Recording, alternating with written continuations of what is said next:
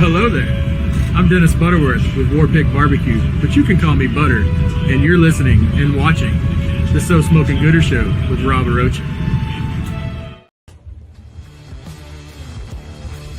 Well, hello there. How you doing? I'm Aaron Leslie with Texas Oil Dust, and today you're watching the So Smokin Gooder Show. Well, let me be straight up. I'm Karley Aleksines from Hell BBQ, and you're watching the So Smokin Gooder Show.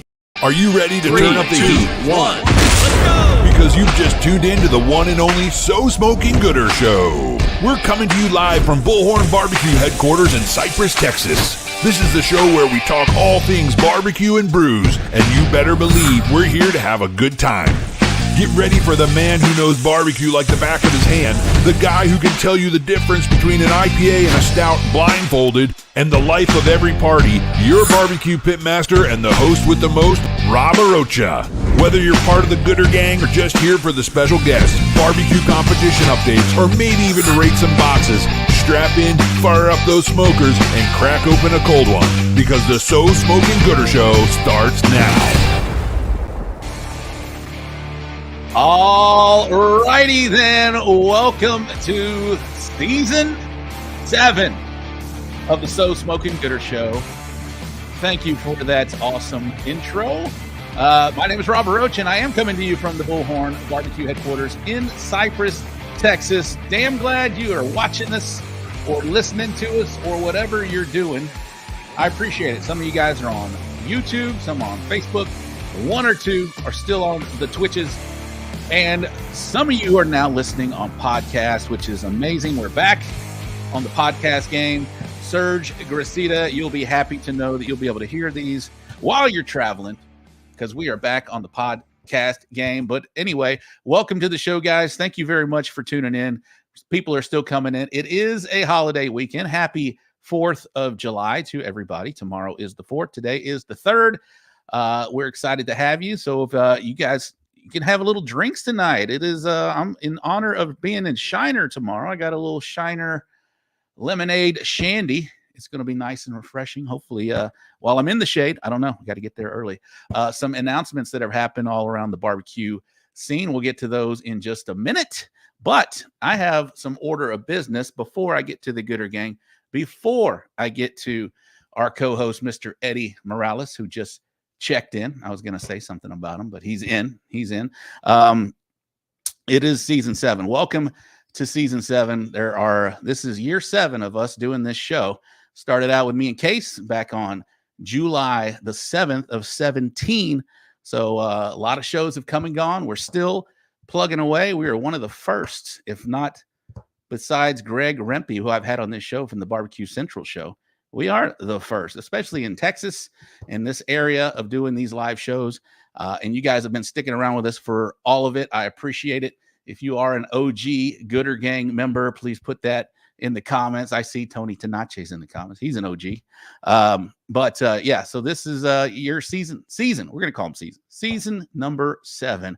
And with that, we have some new sponsors that have decided to help us and support and grow this show. I'm going to bring this to the stage.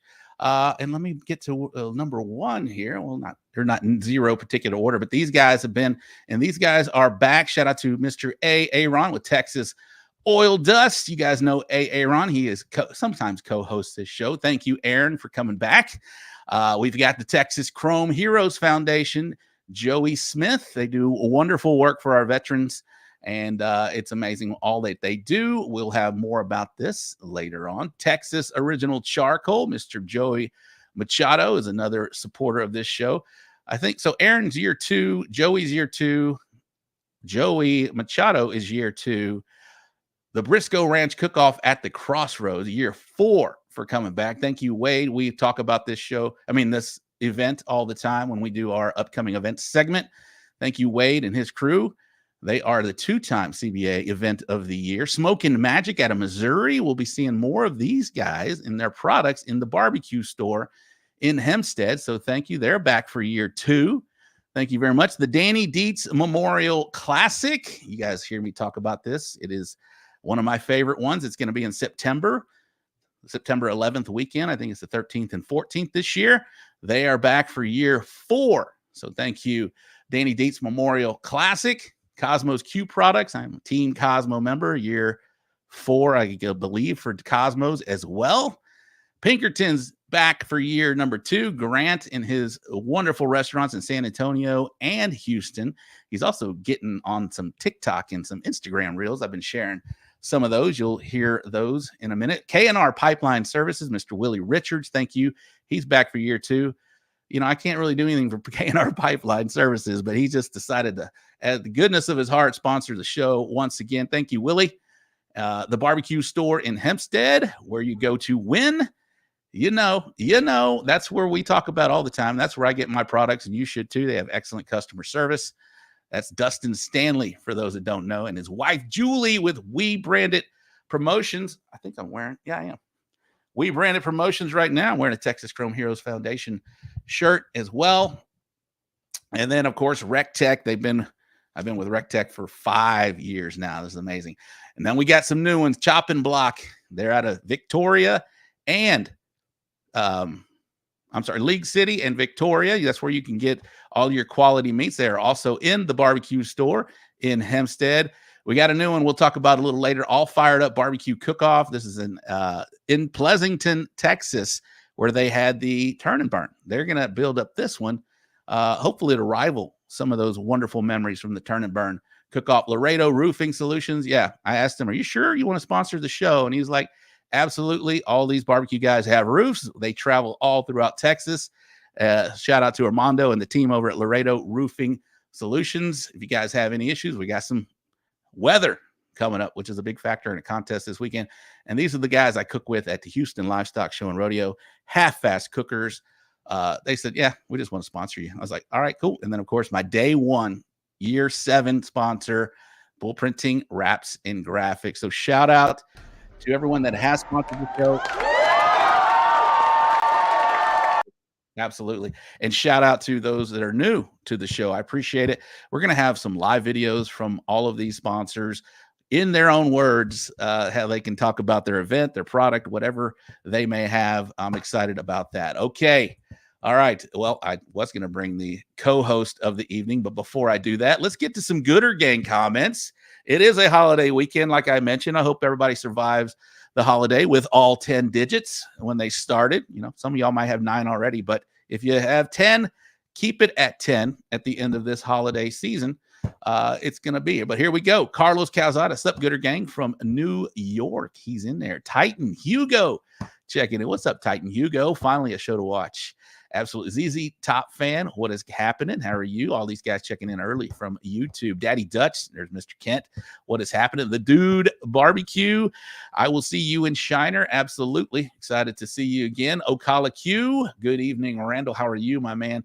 Larry Vaughn, afternoon from his rolling office, probably in South Jersey. There's Serge right there. What's up, gang? Bullhorn Worldwide. Some of you guys are in New York and where we got Rhode Island this weekend. Brandon Perriman, sup, Gooder Gang. There he is, my man. Uwe Braun, our favorite German barbecue cook. Happy 4th, everyone.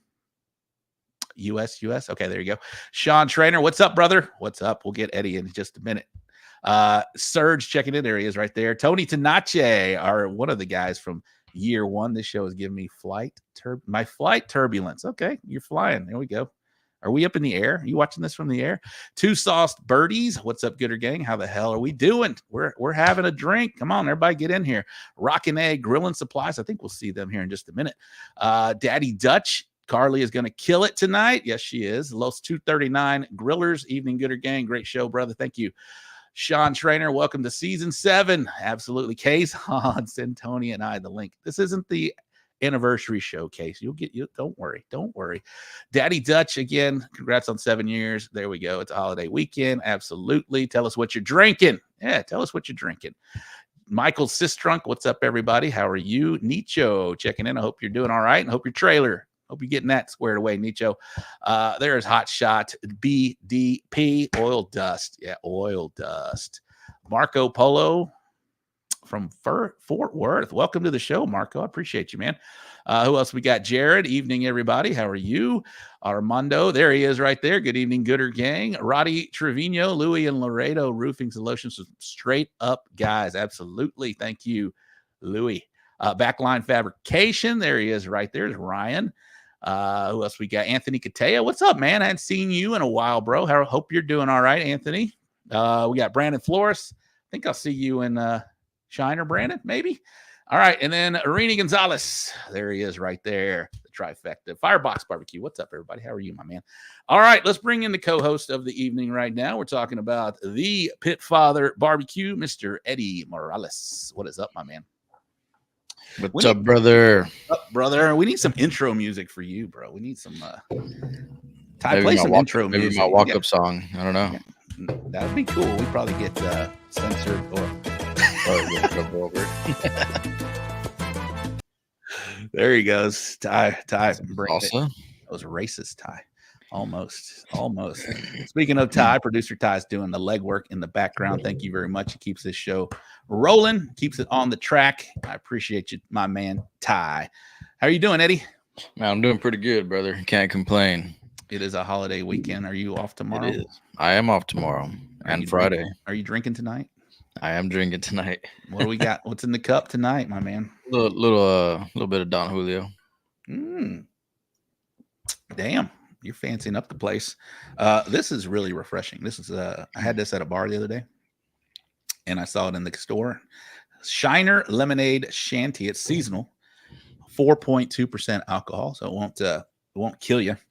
And it's I'm thinking it's going to be nice when it's 100 degrees outside. But did you hear the announcement due to Hurricane Beryl? What's going on down in High Stakes? Yeah, I saw that. I just saw that group chat going, and I noticed that they postponed it. Yeah, so for those that have not heard, the High Stakes, the big time event down in Edinburgh, they normally draw 150 plus teams down there to Edinburgh, Texas. They have postponed the event due to the threat of Hurricane Beryl. So if you were planning on going to High Stakes, don't. You're going to have to make other plans. So there's going to be some other contests. We'll go over that in the upcoming event segment. There's some other contests that maybe you were able to attend. But yeah, Hurricane Beryl is canceled, or not canceled. It is postponed. The hurricane's canceled or postponed, or the cook-off is postponed? The cook-off is postponed due to Hurricane Beryl. There's Sarah. She's checking in. She is the promoter at Shiner. We'll have it for sale in the beer garden. All right. Fresh from Spetzel Brewery. Nice. Home of Shiner Beers and Spirits. Sarah, I guess you can take some more teams for now that the Edinburgh event has been postponed. I'm not sure where we're at right now, but I think maybe she'll be able to take some teams. There's one in Rhode Island. Yeah. Come up here. I think if you were going to Rhode Island, you would have been there. All right, Nietzsche will be looking for a new trailer soon. Trailer was totaled. Yeah, he had a big accident in his trailer. All right. Where are you going this weekend, my man? Man, I'm going to Duncanville. Are you? Yeah. I ain't cooking this weekend, man. Oh, you're not? No, we're going down to the beach with my wife and our niece and her boyfriend. All right. We can go spend the holiday down there. We're taking off tomorrow morning. So the reigning champ from Shiner is not going to be in Shiner this weekend? No, sir. Okay, then. Nope. So I'll pass it down to you. Well, we'll see. I ain't cooked in a while. but they say it's like riding a bike. You never know, my man. That's what they say, but I don't believe that. I don't believe it either. I'm sure I'm going to be. I have a checklist that I got to go through tomorrow. That's what I'm going to be doing for my 4th of July is making sure I have everything, and trimming some meats and getting ready. And then I'll be there early Friday because I want a space in the shade. And I know I'm pretty It's sure not that hot. I see a lot of comments of people saying it's so hot. Man, it's not that hot. No? It's just regular hot. just regular hot. Yeah, just regular hot. It's not which is fucking hot, but yeah, it's hot. It's just but man, that is one of my favorite cook-offs to go to, and yeah, I'll be there. I'll be back next year. All right, cool. Well, family first, my man. Go have some fun with the family, and we'll miss you over there in Shiner. And so Robert said Duncanville, don't go. No, man, I might cancel my trip just to go to Duncanville because man, I miss Robert. Haven't seen him since this past weekend, so I might go and cook it just for him. Everybody says it's hot but not unbearable yet. Titan Hugo hasn't gotten hot yet here in Texas. I don't know, bro. Yeah, it's just preheating. We're just in the preheat stage of the summer. All right. Well, we'll get what do I got going on? I'll be in Shiner this weekend. So again, if you guys are in Shiner, come say hello. We'd love to see you guys. Welcome to season 7. Eddy, this is pretty awesome. You've been with us. This is your 9th show, I believe. Yep. I went back and because I've been uploading some podcasts to the podcast format. Oh yeah. Ty's been with me for over a year now, I believe. So it's pretty cool. We miss Case. Case is in the comments, but yeah, Case has been gone for I think about a year now. Ty might know.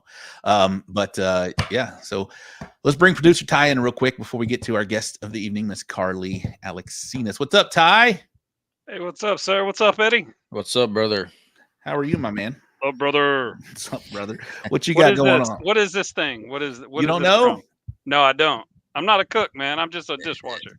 Man, it's not about a cook. Oh. You just got to be on social media. You'll know who it is. Oh, okay. It's the streamer kid that used to play a lot of streaming football, and well, he's famous and rich now, so he used to do a lot of bullshit and say some stupid shit, and that was one of them. His name's Sketch. Gotcha. You should look him up. Pretty funny guy. He's from Houston, actually. Yeah, he's from Houston. Love to get Sketch on. Sketch, if you're watching, let's go. Let's get on here, brother. Let's go, brother. We'll see that. Ty, you got any plans for this holiday weekend, my man?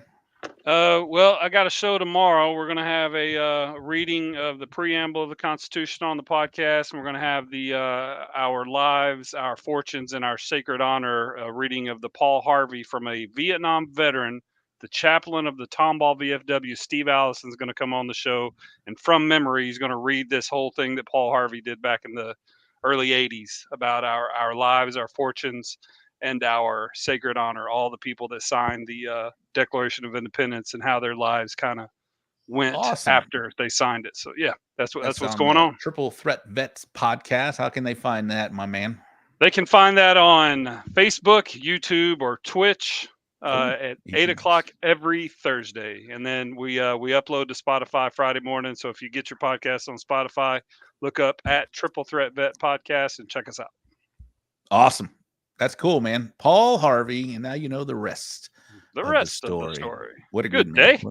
Awesome. All right. Well, if Karley is in, we're going to bring on the guests of the evening. We have Karley and her father, Chuck, with Rockin' A Grill and Supplies. And, of course, let's bring in the guest of the evening, Miss Karley Aleksines with Give 'em Hell BBQ. What is happening? Welcome. Hey. Welcome to the show.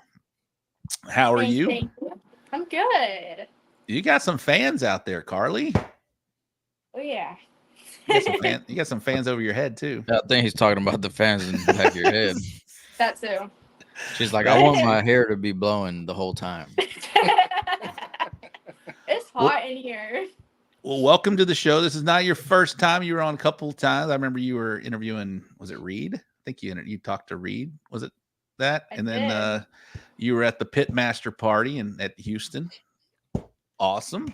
So, and this isn't your first time doing these circuits. Now you're a seasoned vet in the fake internet barbecue show. I got to fly in here in the fake internet barbecue shows. But welcome back to the show. We've been tracking you, girl. We've been following how you've been doing. Chuck, what is that? How's she been doing out there? I'm sure you're a big proud papa right now. Man, it's come a long way from her starting off with a little pork chop in a parking lot to what she's done now. I couldn't be any more prouder of her. I I'd like to think I had a little something to do with it. I mean, I did teach her how to use a fork at some point in life, but yeah, it's pretty awesome to see your kids enjoy something that I'm pretty passionate about and kind of take over, and I don't mind cleaning dishes and driving her around Texas. I love it so far. Awesome. Well, what is the team dynamic? Karley, you can take this one. I'm always the head cook, for Outlaw at least. And then he's always opens my pits, cleans everything, does what I ask. Well, awesome. So there are some people here that may not know you. You're cooking a lot of Outlaw. You've been in the kids' queues. We'll talk about all of that right now, but please introduce yourself, where you guys are from, and how you've been in this game. We'll talk about I think you're the first that has done kids' queue and graduated and done some high school events, and now you're competing against the adult. I think you might. Gooder Gang can correct me if I'm wrong, but I think, Eddie, what do you think? I think she's the first to go from kids' queue to high school to now competing against the big boys and girls. I think so. Yeah, because there's I know other ones have done the high school and then gone, competed against the adults, but from kids' queue to high school to the big dogs, I think she's the first. I mean, I think, I'm not 100% sure. I think Bo Daniel's son Brody, I think he's done it on the other side of the high school side, but I don't know if he's done a sure if cook-off on his own. They're pretty good ways from him. He's cooked alone, but not under his head cook name. So, yeah. All right. Sorry, Karley. Introduce yourself, please. I'm Karley with Hell BBQ. I'm from Hutter, Texas, and we're at my store. I've been cooking for, I want to say 4 years now, just about. And it's been my passion. I love it. That's great. That's great. So she's been cooking longer than me. Has she? No. No. That would explain the brisket this weekend, but no, she hadn't. Oh, shit. We're starting early? No, we're not starting yet. We're not starting yet. Karley, what do you remember about those kids' queue days? And who were you competing against back then? And is there like a whole, are y'all, I mean, I know the kids are competitive, but do you have people that you were looking out for when you were doing the kids' queues? You're like, oh, I got to beat this person or this, that, and that. Reed was always my biggest competitor because he was knocking it lights out. I was like, oh, Lord, I'm scared of him. But it was always super fun. Very nice, very nice. And so, what do you? So you started out doing the pork chops, right, on those little Webers and whatnot. And do you remember those days? I mean, tell us about those days. That's been a couple years ago. Wasn't that long ago? She's so old now. I know. It was always cool just to like cook on different pits that they're like providing, and just doing new things, seeing who I'm competing with. It's fun to kind of go back. You still got a pork chop recipe under your belt that you can? I do. Can you share for any kids that are watching that can maybe propel them over the top? Because you're an inspiration to these kids. I really feel like that. I really feel you are. Yeah, it's mostly Hottie Toddy, Climax AP, and the Extreme Steak Dust. That's it. Damn, straight to the recipe. On the pork chop? Treat it like a steak. There you go. That's right. I remember you had a big moment in the kids' queue field, kids' queue circuit, or the junior championship circuit. You know what I'm talking about? Houston. Oh, yeah. Houston Livestock Show and Rodeo. We'll circle back to Houston, Eddie. There you go. There you go. I don't either. I do. I got one. I got one. And if only they awarded the top 10, then I might have one, but no, sure. They don't. Or 20, Top 3 My man. Yeah.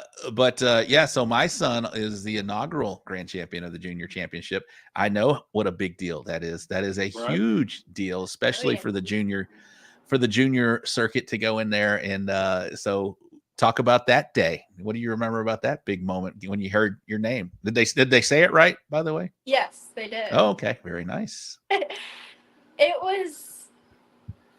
It was so like nerve-wracking because not everyone gets into Houston. So I was like, I've got to be on my A game. I got to do everything right. Everything was going super smooth. Everything was turning out right. My box was looking good. It was so early in the morning too. I was like, I'm so tired, but I'm gonna get it done. So it was just like, it was all nerve-wracking all the way up to the awards. And we were just standing on that stage like, I really hope I get called. I really hope I get called.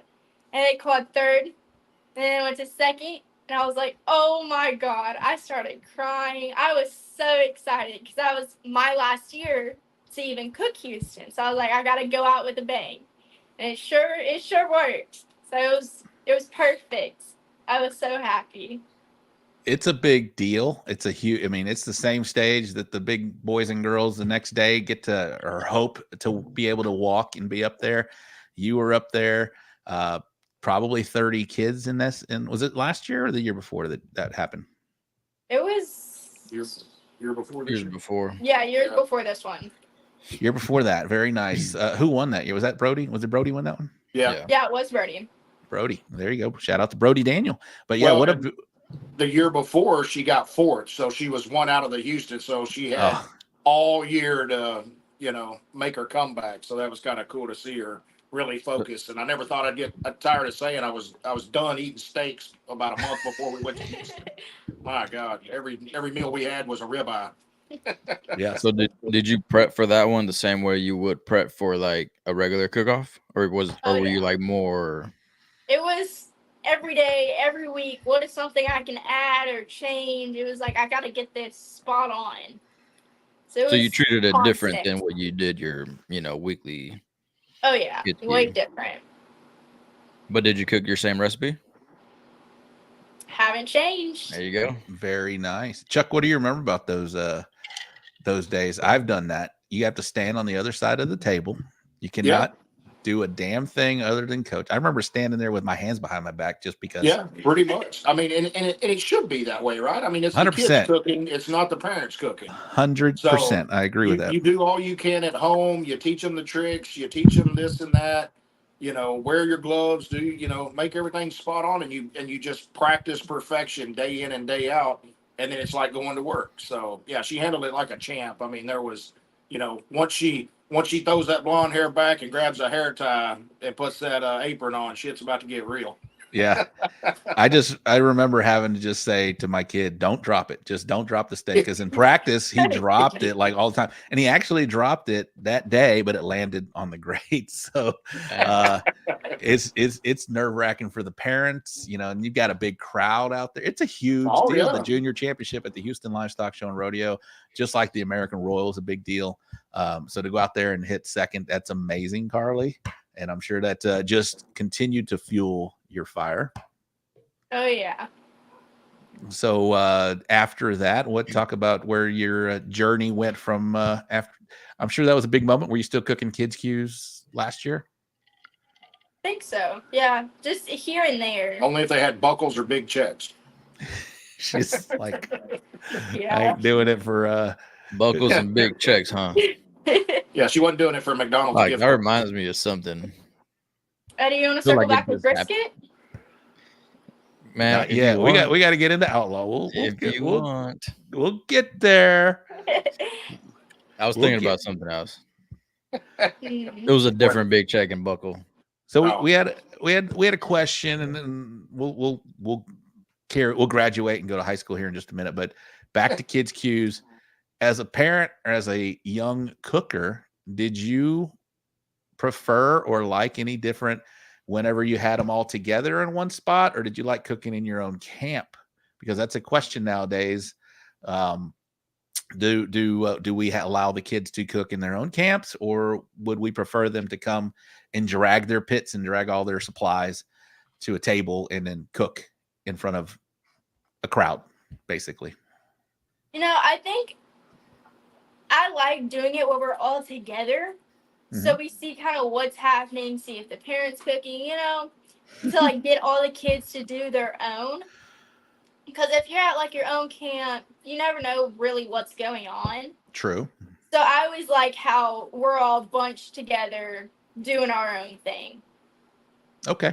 That's heard it from a Kids Q champ right there, is get them together. But yeah, I always like to, assume that the adults are being adults and allowing the kids to do what they're supposed to be doing. But I know that it doesn't always happen, right, Eddie? I've never seen anything. Man, I've never done a Kids Q, but I think if I did cook as a kid, I think I'd agree with Karley. Put them all together, just make sure that nobody, cooks for the kid. Big E barbecue, what's happening? Yeah, put them all together. A Gooder gang, if you guys have kids that have done Kids Qs, or if still doing Kids Qs, or maybe getting into them, what do you guys like? Do you guys like cooking in your own camp, or would you prefer? I would imagine the parents don't like. I think Louis is saying that he prefers to cook at the camp. Yeah, I normally let Jake let me cook his kid. Yeah, Louis is the one that wants to cook and get some award. He still, he does have the GC, the big one in Austin. That's right. Louis finally got it. Adults, Caesar Mahia. Adults don't do what they're supposed to in the adult cook-offs. Man, that's also true. This is true. What's up, Shane? Damn Yankees, I have a better chance in Kids Q. Well, probably not. No, these kids are serious. They know what they're doing too. I've judged a couple of Kids Qs, and I've always come out of there impressed with what the kids are putting out there. And I like the burger Qs that the kids do. But generally it's pork. Now a lot of them are starting to venture into steak. So what was your favorite thing to cook, Karley? I always love doing the steaks. I don't know, I love cooking steaks. That's always my favorite because, I have my steak rub. That's so right. It kind of helps me come out with it. So. Well, and we kind of cut our teeth in the steak world. So I started off this obsession in cooking a bunch of SCAs. And they got to where they were just too far from us. Well, their head cook age was 13. So the day she turned 13, she cooked her first SCA, and man, the fire was lit after that, and just kind of progressed into barbecue. And there was a lot more barbecue stuff around us, and she could still do the Kids Q, whether I cook barbecue or SCA. So she's always had that love for steak in the background, which kind of follows straight into our cook's choice most of the time. And I don't think I've ever turned in a cook's choice. She's always done my cook's choice, so she's always had that in her wheelhouse. Yeah, my sons are also starting to cook my steak, because I always tell them, I was like, if you win money, it's yours. And so they're like, hell yeah, let's go. I'm doing it. I'm doing it. I like tasting your son's shrimp that he made when we were in Somerset. That was my last cook-off, by the way. That was good. Yeah, he did a good job. He finished second. Payouts were only for first. He was a little bummed. He missed it by one appearance score. He was just like all of us reading the scores, like, are you kidding me? Yeah. I'm like, yes. It's just don't read the comments, son. I remember Lainey Hale. She has a great video of her reading comments, and she was like, what? It had pepper, or whatever she said. It wasn't bland, or whatever whatever comment they had. So, Eddie, got anything else before we venture on to high school? Nah, just see somebody asking who does the margaritas, but I think Chuck drinks the margaritas. Yeah, I don't know whether to be proud. Sometimes I don't know whether to be proud or worried that my daughter's probably got more first place margarita calls than I have in brisket this year. But hey, it pays to keep the shit show rolling down the road anyway. So who samples it? Well, I'll add the alcohol in after she gets it right. Is that politically correct for? Sure. I mean, we're not politically correct on this show. Daddy Dutch, will Karley give me proper instructions on how to run my Brookline drum? I love that drum so much. I just got it, what was it, Thursday morning? Yeah, so Ron and James Brooks went into collaboration with Brooks drums. Everybody's familiar with those. And Ryan over with Backline. So they created the Brooks line drums. And Did not know Karley's- that. Awesome. Yeah, so Karley's always ran a Brooks drum, and they came out with basically a 2.0 that is just, I mean, Ryan and James knocked this thing out of the park. So that all started Monday. I was trying to get that done behind the scenes for James to surprise her, and it showed up about 15 minutes before we were fixing to roll out to a contest. So burn it in Saturday morning and then cook brisket on it. But that thing is just it's a beast. It just hums at 400, 300, wherever you put it at. It's perfect. Yeah. I usually cook my brisket at like 185, so it might not work for me. Can you get a drum to 185? No. What's the difference, Chuck? You can. Chuck, what's the difference between the one versus the 0.02? First thing I've 2.0, noticed is the exhaust tubes are in the front versus the back, so you're not having to reach kind of around the back, or sorry, the intake tubes. The no exhaust reach arounds. tubes, yeah, you don't have to go to the back almost. They've upgraded, got tell-true thermometers on them, so bounce around the trailer down the road, they're going to last you. Still have the exhaust is probably a 3-inch tube. Ryan's on here. I know he can correct me, but it looks about twice as big as the intake. So you've really got some adjustment on that thing. You still got your 2 zones on it. So if you run a water pan on the bottom with a heat deflector, you can. The basket probably holds right around 10 pounds after a 400-degree cook. It probably still had 4 pounds of lump in it. So, I mean, shake it out and start all over. I mean, it's just, yeah, it's pretty nice. I can't wait. Hopefully she's going to let me use it this weekend. I get to cook for a change. So Nice. Very nice. Questions from the Gooder gang. Armando, do you cook against each other in SCA, or have y'all ever done that? we used to. Yeah. Yeah. We cook against each other in Outlaw Okay. occasionally as well. I mean, but she started chasing points and it's expensive to run 2 teams, even though we're already going, time you're buying, 2 Wagyu briskets, 4 or 5 racks of ribs, couple chickens, charcoal, everything that goes with it. You're looking at I mean, hell, we all cook. We know what it costs to run up and down the road, but 2 teams gets high, and I'd rather stand on the back porch and sleep late. I told Eddie the other day, I was over at the cook. I slept late that morning. That's another story. I'll let you talk that. So I slept late, and all the cooks are coming up. Where's Chuck at? Oh, he's still in bed. And they're like, what? Well, and I wake up. Were you in shoot bed shit though, with Eddie or for were a you while. on the floor? So I don't remember. okay, you tell the story. It was like, I want to say 4:30 in the morning. I hear this loud bang. I was like, what just happened? So I look over at Mom, and she's sound asleep. I look over at him. He sleeps on a 0-gravity chair. His feet are way up in the air, and his head's just to the floor. I said, what did you do? It was like he broke. I said, what? So I sat there for a good 5 minutes just laughing at him before I helped him. And he was like, I don't even know what to do. He went, so He funny. said he looked like a turtle trying to flip back over, laying on his Get back. up or nothing. Yeah, I had no gravity to get my feet back. He below went my from head. 0 to negative gravity. That's right. Yeah. Dang. How'd that happen? You remember what happened? I seem to woke up about 4:30, and I went to stretch, and my 300-pound chair may have exceeded expectations on the backside. So There are limits to these I have things. rectified the situation this week, though. Oh, did you get a heavier chair? Yes, and I put a Arnold. hammock underneath it as kind of a safety strap. I That's a think. one-man rodeo chair, says Big E Barbecue. If I would have been by myself, I don't know what would have happened. You'd still be there. That's what happened. You would I would still. hope Eddie would have come checked on me about chicken turn in, but you never know. Yeah, where the hell's Chuck? All right, so let's talk about the High School Barbecue Association. Oh, her eyes got big right there.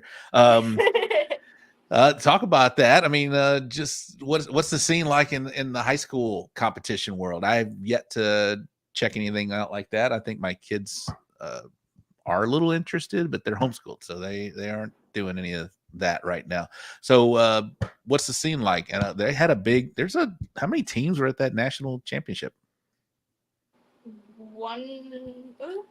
At the Texas State. It was 105 at state. Yeah, I think there was 105 in Burnett at the state, and then they take the top 25 from each state. So it's going to grow eventually even higher the more states that get added in. It seems like it's just grown out of nowhere. Like it was, we're gonna start a high school, teach a little high school barbecue, and now there's like, I was shocked. Even last year they had that many teams. I was shocked to see how big it is. It's a big deal. Yeah, and I think there's some college interest in it too. So hopefully it'll carry on, into college. Bass fishing and showing and everything else has gotten there. So I don't see why it can't explode and be like everything else, rodeo and all. So Karley, talk about your experience. I'm sorry. Go ahead, Eddy. Bass fishing. Sorry, I didn't hear that, Eddy. It's all right. It's okay, bro. He's gonna get on my ass later. No, I'll just mute my mic. Go ahead. It's a whole different world out there. We turn in chili, ribs, half a chicken, pork chop, and skirt steak taco. So it's not your usual brisket, ribs, chicken. You're venturing out to like some other foods. And these are the main categories. Yeah. And they change every couple of years too, so that's kind of keeps you on your toes. So this year it's changing to grilled cheese, ribeye steak, lollipop chickens, brisket flat, ribs. There's something else, but I can't remember. But you get there about 6 a.m.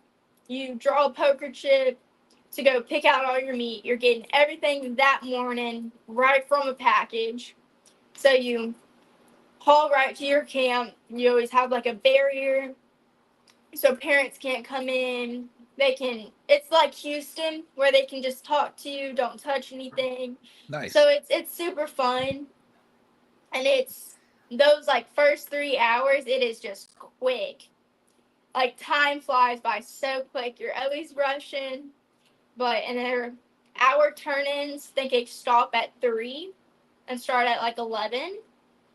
So it's super fun to like start cooking different things.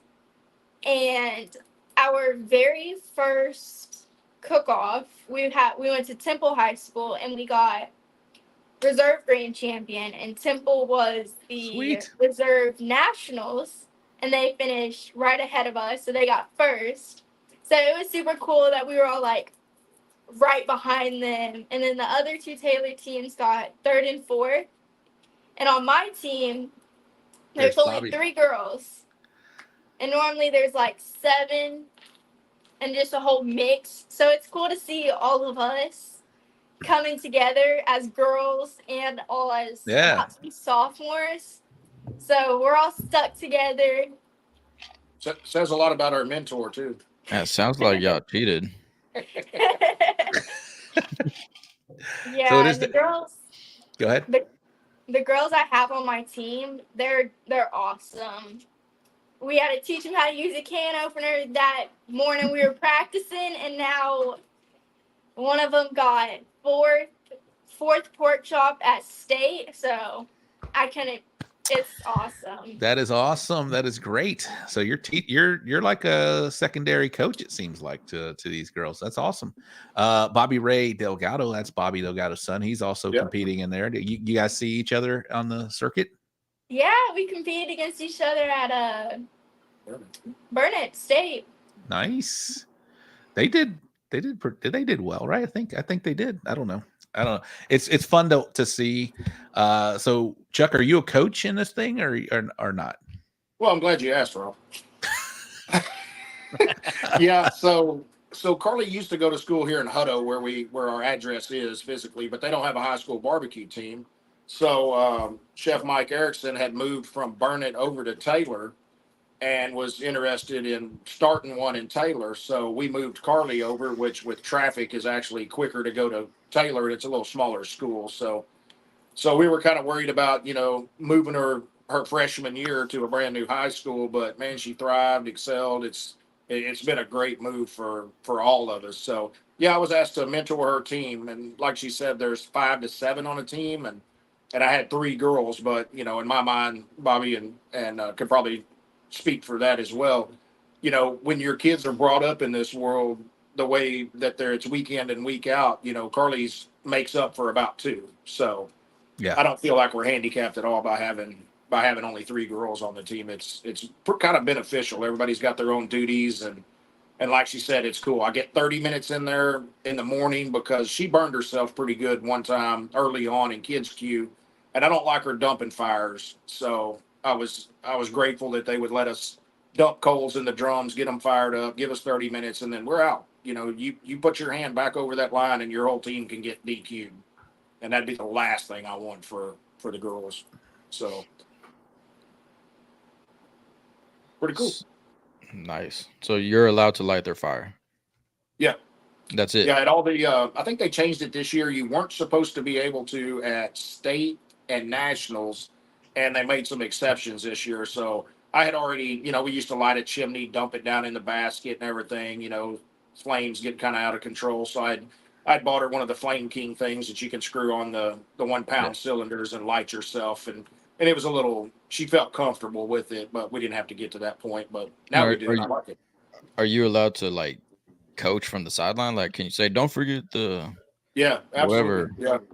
Yeah. You just can't touch. You can't grab a thermopin and go, let me check those ribs. No, it's all them. But if she checked the ribs and you thought it wasn't done, can you be like, are you sure you want to check it again? You can do all exactly. Yeah. Cool. They should not let y'all speak to them at all. I agree. That's why you practice and stuff. But hey, I don't make the rules. I just abide by them. Chuck, are you wearing bike coaches shorts with some tube socks?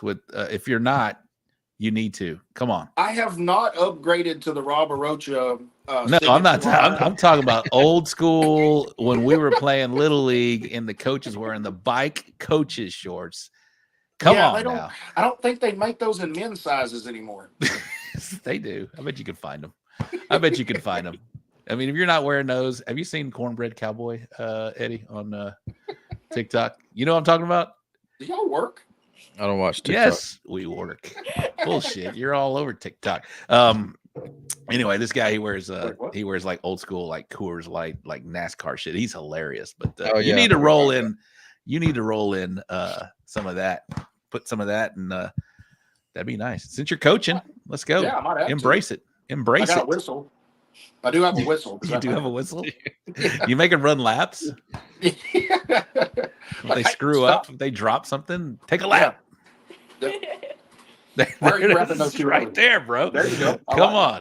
Chuck, you can rock that. That is Chuck, actually, from back in the day. I think that's me and Shane Leclerc. To be honest. Producer ties on it. You need to rock the bike coaches shorts, my man. I'll look into that. Let's go. Man, those are some short ass shorts. They look like yours, Rob. I know. Yeah, they're just not. Find some lime green ones, Todd. No. All right.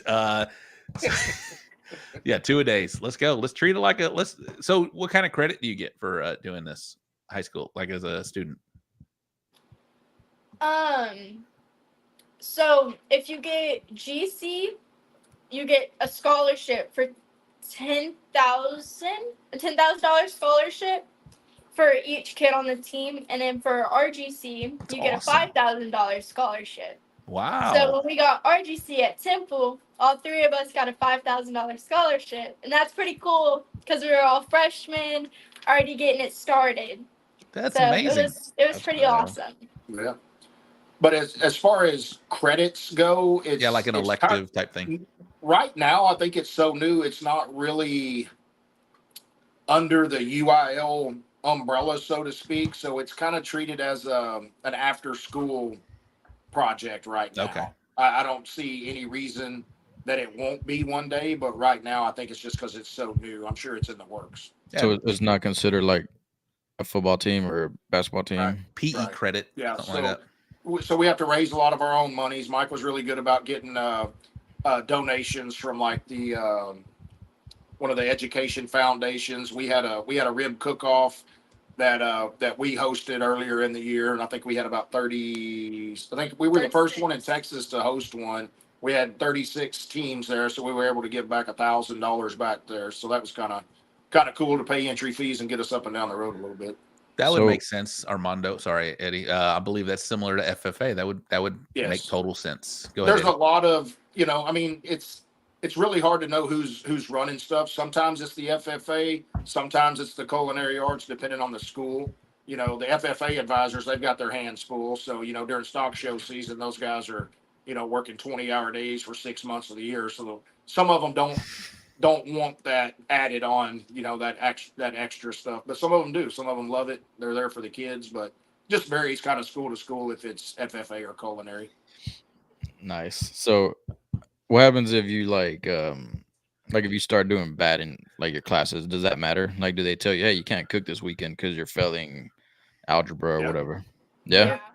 They're very strict with our grades. Nice. Well, that's Eddie would have been out. I'd have been out. I can't cook. I was going to say, Ty, can you put Eddie's report card from? Yeah. All right, Eddie, you're on the team. Wait, no, you're not. Psych. What the hell's going on here? Come on. Those are not Rob's legs. Definitely not. Definitely not. Rochelle. What's up, Rochelle? She's back. Definitely, and she's running Kids Q event. She just had a big one in San Antonio area. Definitely needs to be an elective credit. Yes, that scholarship is just as important too. That's pretty amazing, that scholarship money that you guys have already earned. It's amazing. It's really cool. It's really cool. Louis had a question for you, Karley. What's one category that you hope to excel in this coming high school barbecue season? Since we're doing ribeyes, I want to continue. I'm hoping to get some first place ribeyes so I can promote my seasoning, and I've loved ribeyes, like I said. So I'm hoping I can excel more into the ribeyes. I thought you were gonna say grilled cheese. I have had some first grilled cheese. My grilled cheese recipe is the bomb.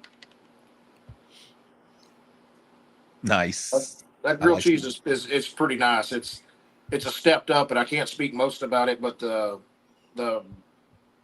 recipe is locked next to the nuclear codes, I think, somewhere. Damn. She won't even tell me the final steps, I don't believe. Ty, put that last comment on. Eddie can read it. What's the biggest difference between cooking a high school comp and a normal sanction comp? The biggest difference is that there's more categories that you have to do. You're getting all your meat that morning, trimming it, injecting it, whatever you have to do. Everything's that morning, that Saturday morning. So it's not like you can prepare it Friday night like normally. So it's all rushed. But all your other stuff, like your injections, and if you use injections, all that's already made, right? You kind of just... Yeah, you can make that. You can make all that. Well, it sucks that you can't pre-trim, because I know I hate trimming at a comp, especially. And I have been the last, 3 weeks, I've been trimming at the competition. That's probably what's killing me. I don't know. Yeah, but I like that it's all that even playing field. There's nobody, cooking a Wagyu or something when we're all cooking choice. I mean, they're all coming from the same place. Yeah, there's going to be some good and bad about some of the ribs and stuff, but that's how you teach them. Right? How do y'all pick? I mean, do y'all just walk up in line, or do they do chips like they do in SCA? Or there's a poker chip that decides what place you're gonna get. Nice. So where do you, if you had to choose, right? Would you pick first, last, or kind of would you want to be towards the front or towards the back? Definitely towards the front, because in my mind, I know what I'm looking for, how big I want my chicken, how I want my ribs, just how I want the marbling for the pork chops and all that. I always want to go kind of towards the front so I can see like the best of the best, what's all there. So I always try to go for the first 10, maybe 20, but you never know because you're just drawing a chip. Yeah, no, absolutely. I remember cooking a couple SCAs, and I'm like number, I don't know, let's say 10 or 9 or 10, and I'm looking over the guy's shoulder, and I know they tell you not to do that, right? You're not allowed to do that, but man, I still do it. I'm sure y'all do it too. Oh yeah. So that's Rule cool. breaker. Rule breaker. Sounds like there's a lot of rules that make it fair, right? Well, at least, in SCA, if you draw a poker chip, number, if there's 30 teams and you draw number 30, yeah, you're going to go last on table A, but you're first on table B. Yeah. So they kind of fair it up a little bit on this. When you draw a poker chip number 46, you're getting the last of the last of everything. Yeah. So you kind of want to be on that front end, which we never are. Oh, so it's not a snake kind of thing, or you. No. Oh, that's terrible. You get everything right then and there. High school, fix that. Y'all should go to a snake deal so you can go, like you said, 46, and then you can be first the next time. There was a question, Armando De Luna, not a question, but here in Laredo, Armando De Luna from Laredo Roofing Solutions. Here in Laredo, we have been blessed to coach a couple of teams. Some schools have 2 teams, one in FFA and one with a culinary teacher. That's pretty cool. It's pretty neat. There's a lot of, it seems like it's evolving, right? Like it's still not figured out. High School Barbecue Association and electives and, credits and stuff like that. So, pretty cool though. I feel you're on the forefront of that, Karley. And so you got 3 more years in this high school league. Very nice. Yes, Very nice. All right. So do we have anything else you want to talk about the high school? Because there's a lot of interest, obviously, right now. A lot of kids. I think Louis wants to start cooking high school cook-offs because I don't know. He's got a lot of questions. He's got 2 kids. He's gonna be in there. I think he's asking for himself. Maybe. Eddie, I heard you had 1 more year of high school eligibility. I think if you shaved, I might be able to put you on the team for 1 more year. Man, I did. That's why I feel like I'm at a place. I trimmed it. I trimmed like more than half of it, so I'm like, I feel like a new person, Let's read Louis' comments. So, with the meats being provided to you that morning, are you coaching your teammates on how to trim meats, or are you the meat trimmer? At like all of our practices, I've kind of taught them how to trim. Like I've got one girl that's specifically pork chop, and I've got one that's specifically chicken, and we all come together to do the skirt steak and chili, and then I'm always ribs. So I've kind of taught them how to do it. But they always have questions like, "Hey, Karley, can you come help me trim this?" But I've got them teached where I'm just taught, where I'm just kind of there to help. But normally they're all good. Nice. Do you call them pork chop and chicken? I would. I'd be like, "Hey, pork chop, come here." Hey, pork chop, Right? come here. And what would they call you? So I don't think they would take offense. What'd you say, Chuck? I said they're both pretty skinny, so I don't need to. Probably not. Take offense. We got to get Jakey and King ready to go. Sorry, Rob asked what they would call you. I guess ribs. Steak or ribs. Hey, pork chop, rib wants you. At least put it on their shirt. Pork chop. Right. Let's go. Okay, so not only are you doing well in the high school world, you've now Outlaw. Their age limit is a little less than some of the other ones here in Texas. What is the what's the age? When can you start cooking an Outlaw Association contest? What age? 14. 14 years old. 14. Very nice. That's that opens the door up for quite a few people. So I bet that was exciting to you when you first heard that. Were you underage at that point, or did you? I was like 6 months before I turned 14, so I was like, oh my god, I'm so excited for this. Like, I can finally start cooking. So I was so excited, but I was right there. Cool. Chuck, were you pushing her to do that type thing? No, she was pretty interested. I mean, after helping me, she kind of wanted to do it herself. So it was kind of cool. She was looking at the schedule and she found out that Meridian, used to be the great big one in Texas to go to. Well, that was the same weekend as her birthday. I think it was the same day or weekend or maybe the Thursday before or something. So I said, you know what? You enter, I'll help you. If you got any questions, you've been watching me, but when your feet are in the fire, right? You're always going to forget a step or something like that. And so I kind of sat back and let her do her thing. And I think there was 60 something teams there. And she got an eighth place chicken call. And man, you would have thought we won Houston, all over again. I mean, I was so proud of her for her first one. It was pretty cool. That's badass. Yeah. So that was, what year was that? Last year? Yeah, last year. Yeah, because you're 15 now. Yeah, last year. Yeah. So from that very first one to the one this past weekend, how do you feel where do you think you're at compared to your very first one to the one we did last weekend? I'm definitely more comfortable because when I cooked in Meridian, I was so nervous. I was like, I've never done this before. Like, it's all up to me. So I was super nervous, but since this last weekend, like, it's like smooth sailing. It's easy. I've got it all under control. Barely have to ask him anymore. I can sleep late. Right. So I'm way more comfortable in it. Very nice. Very nice. Are you taking all of the coaching now, or are you kind of doing your own thing? I always do my Chuck looked over at you like, come on. No, I mean, she's had great mentors. You'll hear more about that later on. But I mean, she's had great people in her corner.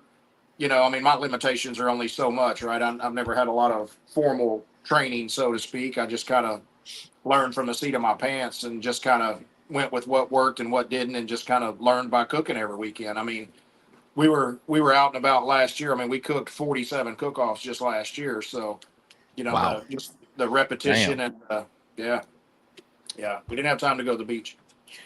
But I'm not a newlywed, so I totally get it. But so it gets to be where it's a job, right? You know what you got to do every morning when you get to the office, and if you're cooking that much, then it becomes just repetition, and you've already kind of worked out the kinks. So it's kind of like a well-oiled machine to an extent. So one thing she won't say, because she's too modest, is she's cooked 8 Outlaws by herself now, and she's got 3 GCs. What? Yeah, I mean, wow. She's already catching me. I mean, I think I've got 5 GCs. 4.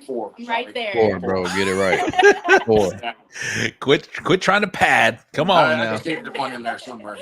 Yeah, but you got 4, and you've been at it for 8 years. No, I'm just kidding. I don't know. she's got 8 contests, and you got 8 years in.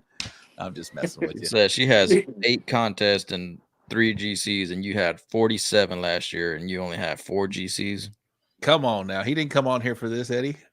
That's what she said. That's what Karley said. Saturday. I don't need to get it on Wednesday night. I'm just repeating what Karley said. I don't know.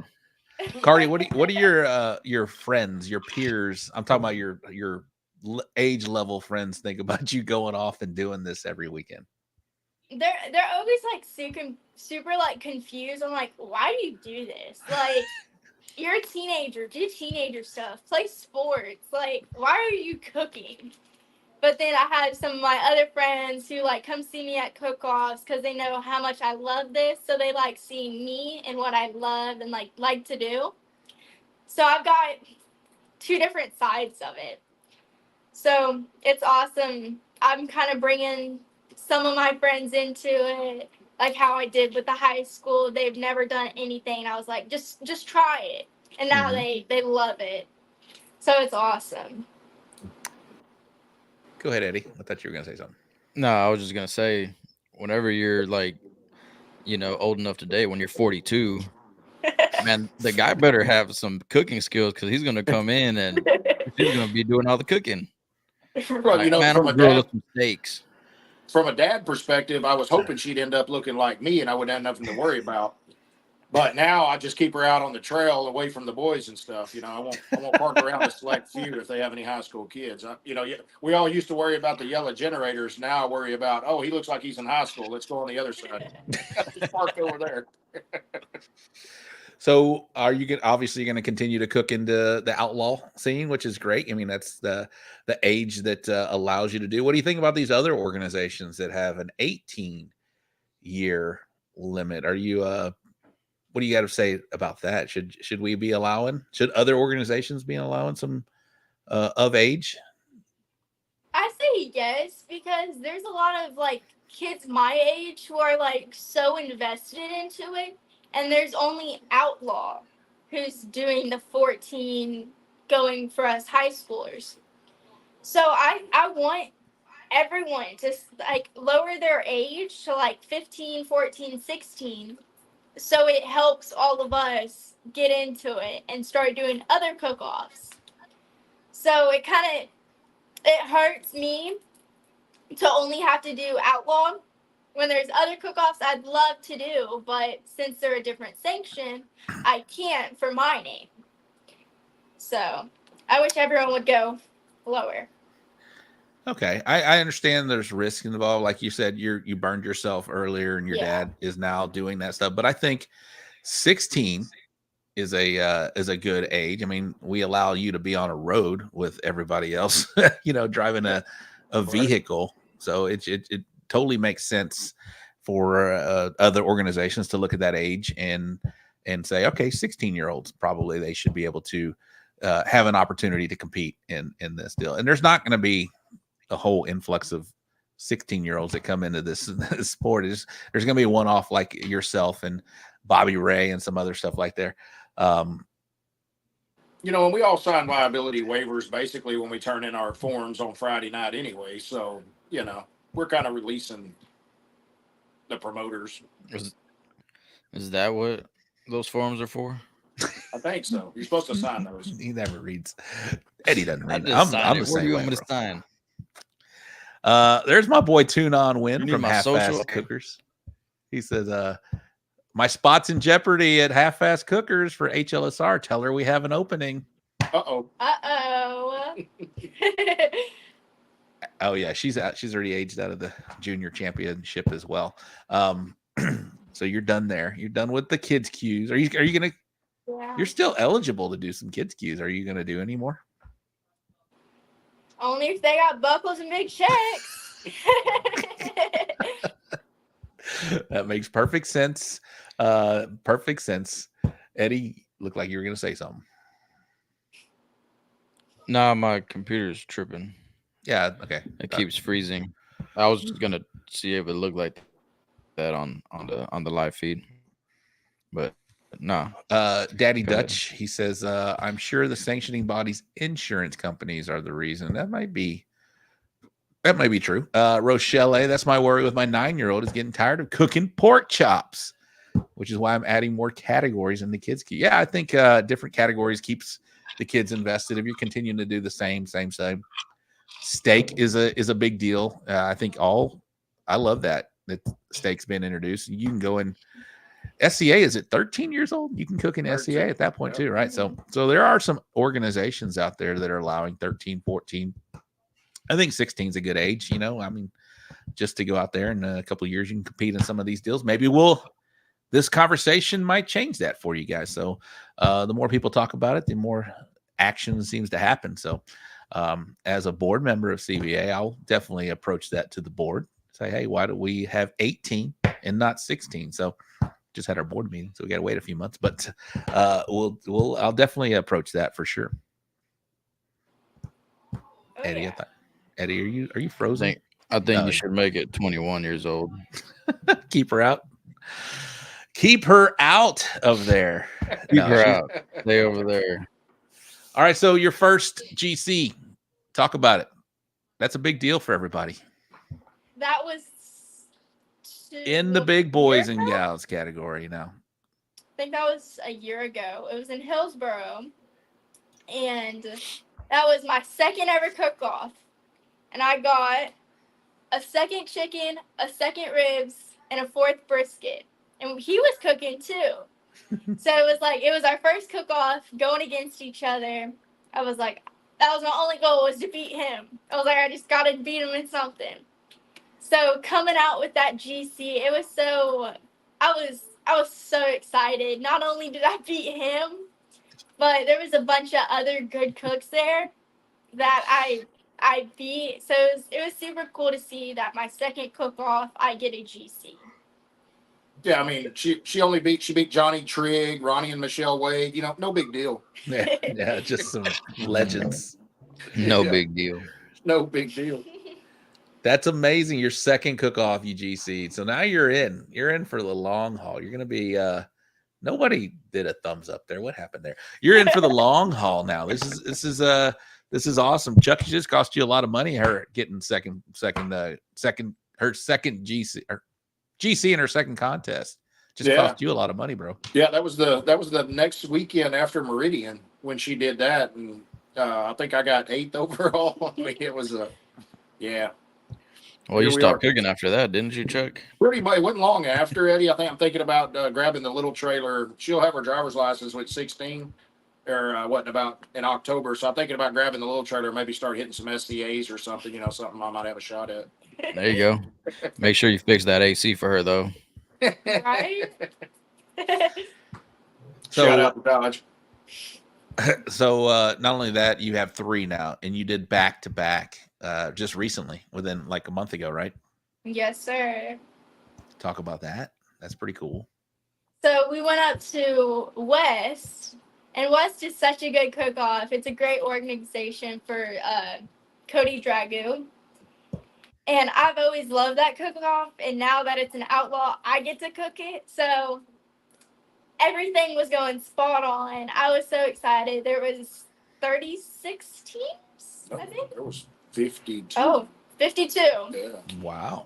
And there were some big hitters. We had like Mike Steele, Aaron Leslie, just a bunch of people who I was like, oh Lord, there's a stacked field here. Let's try to get something out of it. So everything went smooth. All my turn-ins were good. Got to awards. I was super nervous because it's a whole ball game. So when they called me for, I think I got 4, 5, 6, something like that. Yeah. And then we figured out that I was going to be GC. I was like, oh my God. I was so excited. And I was like, this is my first ever big GC besides Hillsboro. I was like, I was so excited. I was like, this is awesome. And then we found out I was going to be in the points chase or the bounty hunt. I was like, oh my God. And we're a sucker for a points chase. So we were like, oh, we got to go now. So I think we're all suckers for points. I know. If you just say there's a chance, the truck's running in the parking lot. I love the mini points chases. Those are fun. Yeah. So, and the next weekend? The next weekend we went to Cossie. And it didn't make sanction, which I was kind of sad about, but I was like, this is going to be good. So I hit a first brisket, a second chicken, and a second ribs. And that got me a GC. I was like, oh my God, that's 2 in a row. Not many people do this. So I was like, this is awesome. Eddie, have you ever had 2 in a row? Yeah. Kids cues, maybe. Not many, though. Maybe like 2 or 3 times. But yes, yeah, it's badass. And like she was saying, when you can count your points, man, I remember back in the day, IBCA, my first GC, I was sitting there adding up points, and I'm like, man, I think, and and you're just like, man, I hope the judges get the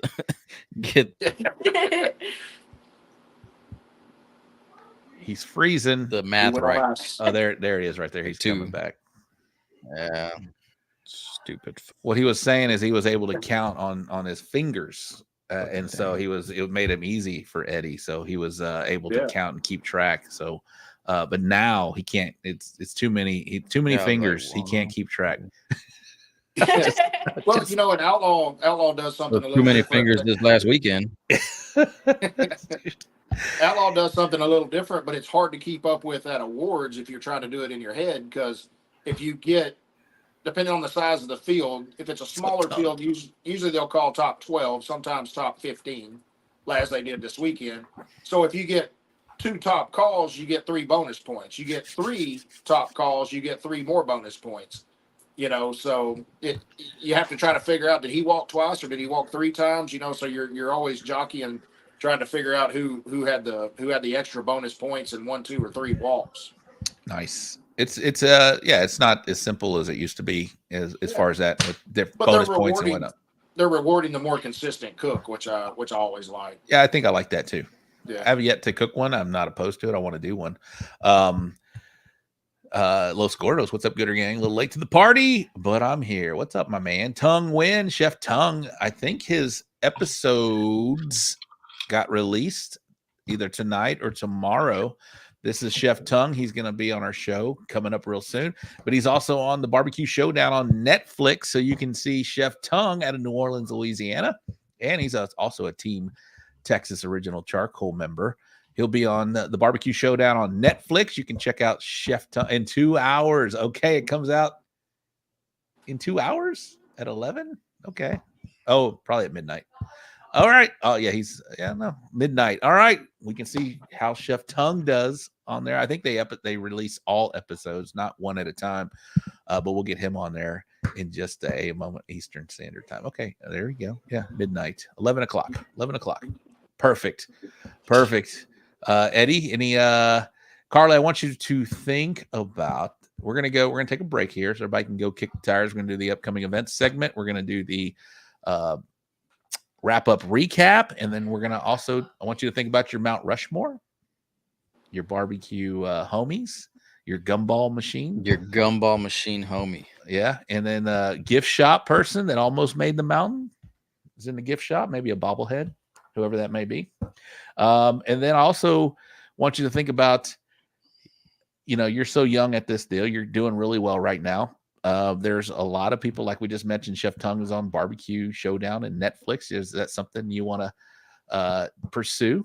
So let's think about that here in just a minute, and we'll come back with Miss Karley Aleksines and her father, Chuck. Eddy and I will do the upcoming event segment, the Bull Printing Wraps and Graphics wrap-up recap, and then we'll kick the tires here in just a minute, and we'll come back with Miss Karley and Mr. Chuck. Eddy, I'm going to let you do the upcoming event segment sponsored by the Briscoe Ranch Cook-Off at the Crossroads. You know about that. My computer keeps freezing. Oh, can you read that?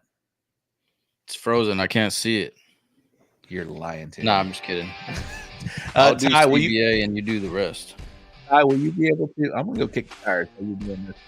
Of course you are. Am I freezing, bro? I feel like I'm freezing. No, you're good. All right, so CBA, we got Red, White, and Barbecue in Duncanville, Texas, where I'll be. I'm just kidding. The Back Road at the Hidden Jewel in Blue Ridge, Texas. Texas Cookham High Stakes got postponed, is what I've heard, in Edinburgh, Texas. Big Bend Freedom Fest, Alpine, Texas. We got City of La Feria, 4th of July Cook-Off in La Feria. And then we got Shiner Half Moon Cook-Off in Shiner, Texas. I would be, but I'm going to the beach. Then we got this Rhode Island Barbecue Championship in Warwick, Rhode Island. Yeah, congratulations and good luck to all those Texas teams that Hell took yeah. off to Rhode Island, man. That's awesome. I saw some of the stuff on Facebook and everything. I was liking y'all's comments. So good luck up there in Rhode I Island. see a lot of people landed already, so that's pretty cool. Well, Outlaw Barbecue doesn't look like it has anything, and then Lone Star Barbecue Society, Rockin' Barbecue Boss Cook-Off, Delano, Texas. Is that it? Yeah, that's all he's got now. He's No got IBCAs? No, there's nothing else on there. Well, shit. Yeah. Well, I would be in Shiner, but I'm gonna go get sunburnt and maybe hit by a hurricane. We'll see what happens. Yeah. Good Lord. How'd that go? That was good. I froze. Did So you? you got to redo it. No, really? I don't think so. No. Eddie's doing a great job. Eddie's in his 9th show as co-host of the So Smokin Gooder Show, opening season 7. Congratulations, Eddie. Welcome to season 7. All right. That was that one okay? Yeah, no, that was good. That was good. All right, we're gonna do the wrap-up recap, sponsored by Bull Printing Wraps and Graphics. Nothing in CBA last weekend. There was a rare off weekend for CBA. In the IBCA, we had the Smokin' the Pines Barbecue Cook-Off Grand Champion with Mr. Randall Kendrick from Hideaway Ranch Cookers. Not only did he win GC that weekend, that was the final event in the IBCA season. That propelled him over Ira Green, who finished second in the points chase.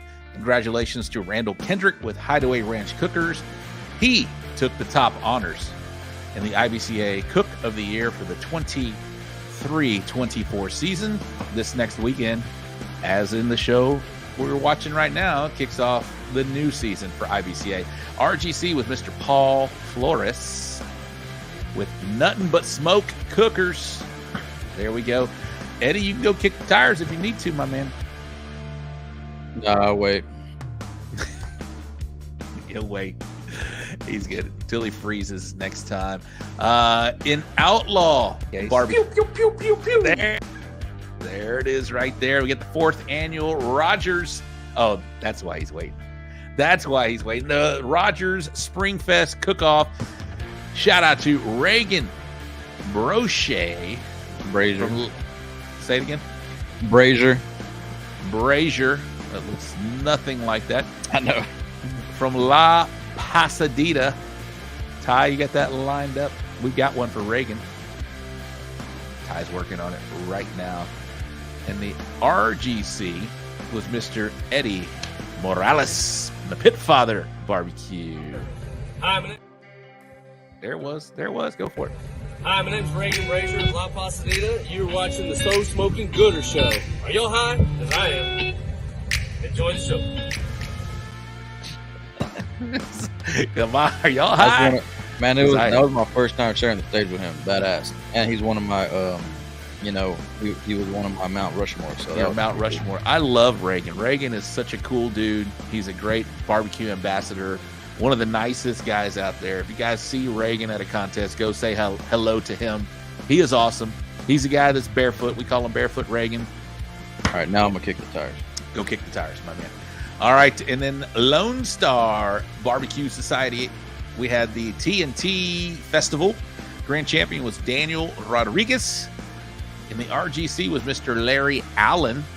And if anybody in Lone Star knows who won the Wildcatters Barbecue Blowout, because they were not listed whenever I did the wrap-up recap, please put them in the comments, and we will circle back to that. All right, that's going to do it.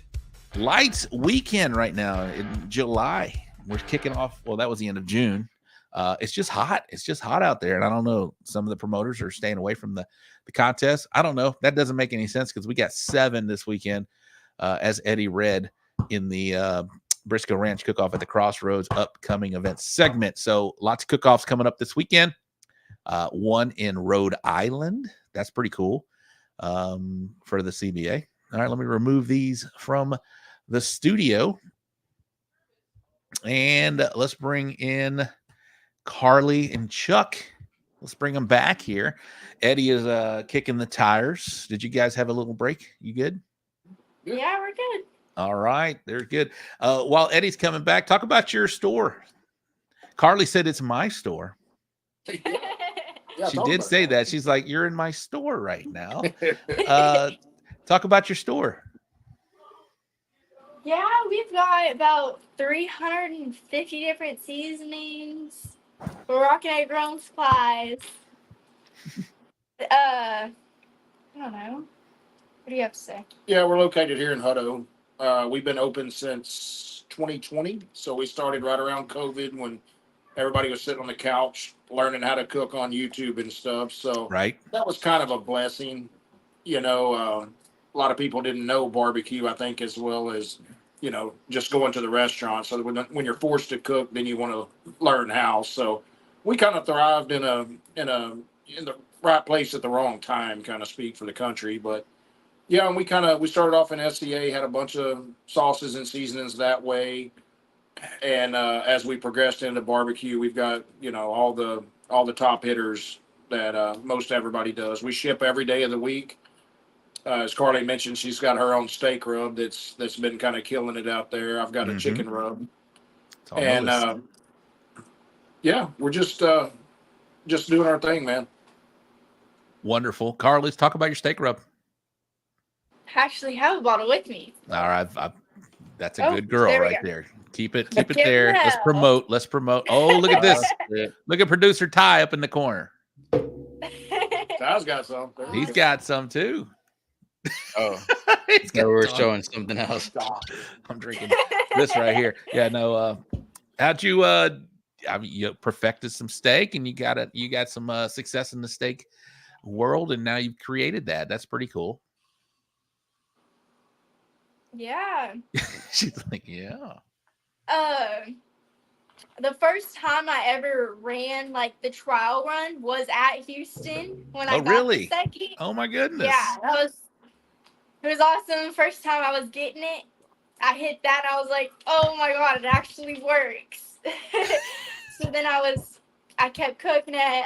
I started running it on brisket. I was like, it's actually killing it. Like, Yeah. I've got to release this now. So when it released, there was a bunch of people ordering it. It was awesome to see, and it's still killing it. So I'm super proud of it. You should be. It's That's pretty awesome. amazing. Yeah, You're probably I'm the gonna only. have to start using it next weekend. There you go. On my I brisket. got you, bro. You're probably the only I have a bottle. 15-year-old out there with his or her own steak or rub, period.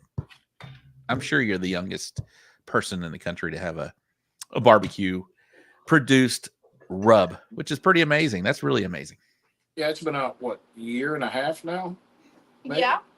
And I know we order 250 pounds at a time, and I think she's on her 5th order so far. So Doing yeah, well. it's a big seller. Yeah. Pretty amazing. Yeah. You use it on your, you mentioned you use it on your brisket. I do. How'd your brisket do this weekend? You know, it hit an 8th place. Eddie, you want to talk about that? Yeah, she hit an 8th place. It was great. Good job, Karley, on that 8th place. What'd you hit, Eddie? Yeah. Me? You have and Eddie, no I bullshit. don't remember. Eddie, let me try. Whenever I cook with Eddie, he always brings over the brisket, and it's really one of the better briskets out there on the circuit. It's really good. He can cook. Yeah, absolutely. Yeah, my brisket sucked this weekend.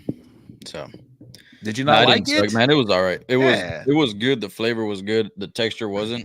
I don't know what. And Reagan had the same texture, and he had 11th, and I had 12th. So it was that texture was just weird. I don't know. Should've- I don't know what caused it, but I should have gave it some of her. Give him hell steak rub. Yeah, I should have gave it hell. You know. She'll teach you how to cook at Mishima one of these days, Eddie. Yeah.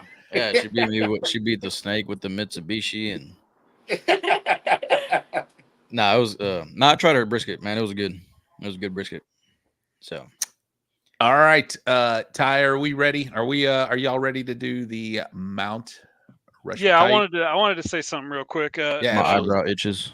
Ever since we we've been doing this show, I've been talking about the family aspect from it, and this is just another extension of that. Like, I remember hearing from Belle about how this badass cook was coming onto the circuit, that she was going to be in high school soon. I think at that time is when I met you, and then I remember her saying that you were going to end up kicking people's ass once you got into the CBA or whatever sanctioned body you're going to cook, Outlaw, all those things, and you're doing it. So I mean, I love the dealings with your store. I had an issue with my shipping for some reason, and the customer service. It was your dad that I was talking to, I think, but the customer service there was awesome. So thanks so much for that. And it just shows me the family style, the family culture that we have in the cooking culture.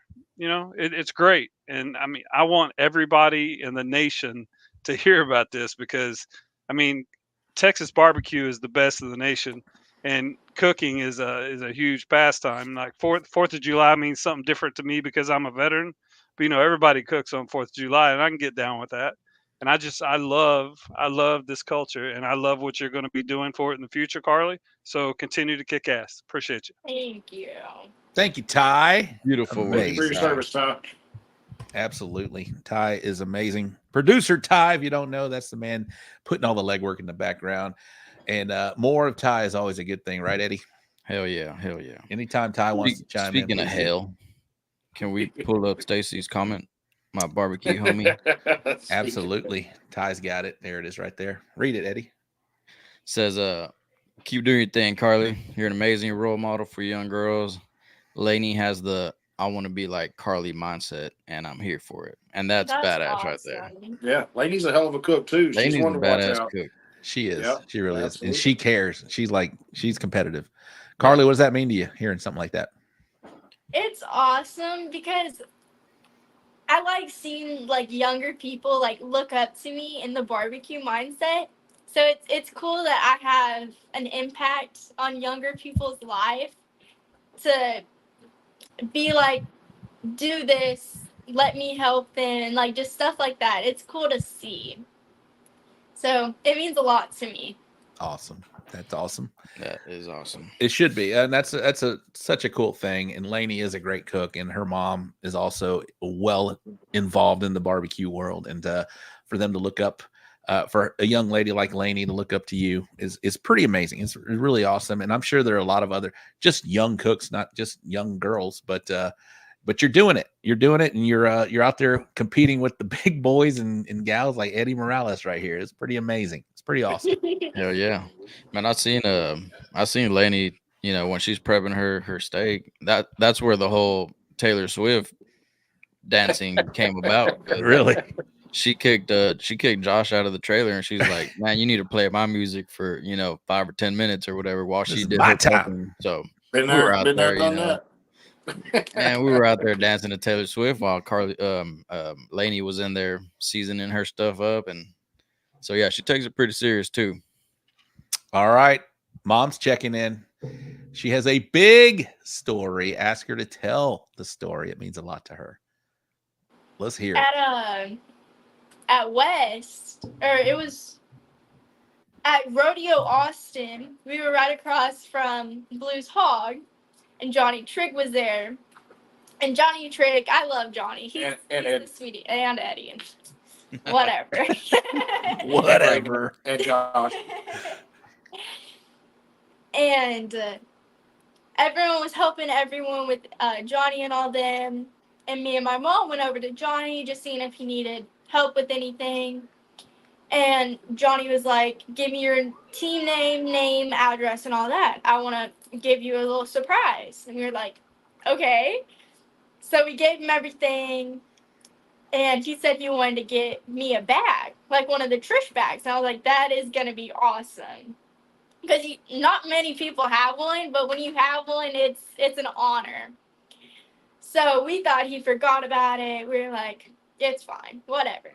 And then come to West, he comes to the back of the trailer, and he just throws me a bag. He's like, here you go. I was like, what is this? So I open it, and it's one of the Trish bags. And I was like, oh my God. I was so excited.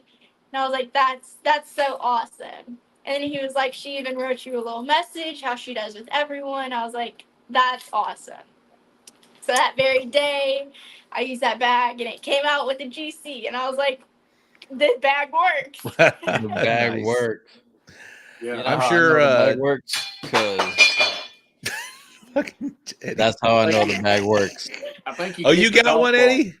Yeah, when I got the bag that very next weekend, I GC'd. Oh shit! Yeah. In Then Weatherford. same for her. If For you those that know, don't you know, know, right? for those that don't know, they're talking about Trish Trigg. She makes these carrying bags, right? I think producer Ty can go to your. Which one of y'all has that on that picture? I saw that picture. I think I do. You do, Ty. I think you can go in there and find it, and you can show what we're talking about. Pretty amazing. Pretty amazing. Stacy says hers might be broken. It's only on the first one. It's only on the first one. Only on the first one. You know, Reagan's got the best Johnny Trigg bag because it was Johnny's old bag, so it's kind of No faded, way. it's wore out. And Reagan's got all his, KCBS 180 pins and Houston stuff. All the staples that you're proud to hang on there. Karley's got her 2 Houston pins. She won a Dow Strong knife that came with a pin, so she's got that on there for GCN. And it's kind of cool when you see those what they really mean in the barbecue world, because not everybody's got one or can get one, so it's kind of cool. Pretty That's awesome. what I can do with my pins. I never thought about that. There You you have go. any? Brisket? You got a brisket? What? Huh? What? I didn't hear you. I couldn't hear you over. I couldn't hear you over my belt buckle. Hey, I have a belt buckle too. Well, you were knocking shit over that belt. Yeah, it was another belt buckle that flew. Actually, You were like kicking Dude. water bowls. I don't know what's going on. Too Yeah, many it was another buckles. belt buckle. You need a buckle rack from Minotti Woodcrafters right here, my man. You need to get you one of those right Oh there. yeah, That's yeah. pretty slick. I love that. Shout out to James Minotti with Minotti Woodcrafters. Okay, so speaking of legends who's been on a lot of Mt Rushmores, we just mentioned Johnny Trigg. We've heard his name quite a bit on some Mt Rushmores. Karley, you've seen the show. You watched the show. Thank you very much. You've done some nice little promos for us as well. Thank you very much. But the Mt Rushmore, these are people that have helped you along the way, inspired you, just people you want to put up there on your mountain that's helped you on your barbecue journey, which is pretty amazing thus far. But you know about the Mt Rushmore, and then you got one in the gift shop, one that almost made it on the mountain, but they're in the gift shop, probably a bobblehead of some sort. So Yeah. there you go. We'll let you go. I guess we'll have my dad. He's helped me a lot, and he's my biggest supporter. He's just awesome to have, so he'll definitely be up there. And then we have Joey Smith with Texas Chrome. Nice. I think it was 2 years ago, Rodeo Austin. He just threw me a rack of ribs and said, cut them, do whatever. And I was like, that's awesome. That was the first time I really fell in love with barbecue. So I couldn't be happier with him. And then we have Mark Lambert with Sweet Texas. Swine of Mine. Sweet Swine of Mine, yeah. He's helped me so much with my ribs. It's awesome to talk to him. So he's definitely up there. And then we have Tim Balch, with Balch's Blazing Barbecue. Legend, Texas legend. Right. He helps me with all my meat. He's my meat manager. He's awesome. He gives me the best of the best. I couldn't be happier to be working with him. And then for my gift shop, I'm gonna have to give it to Johnny Trigg. He was right there.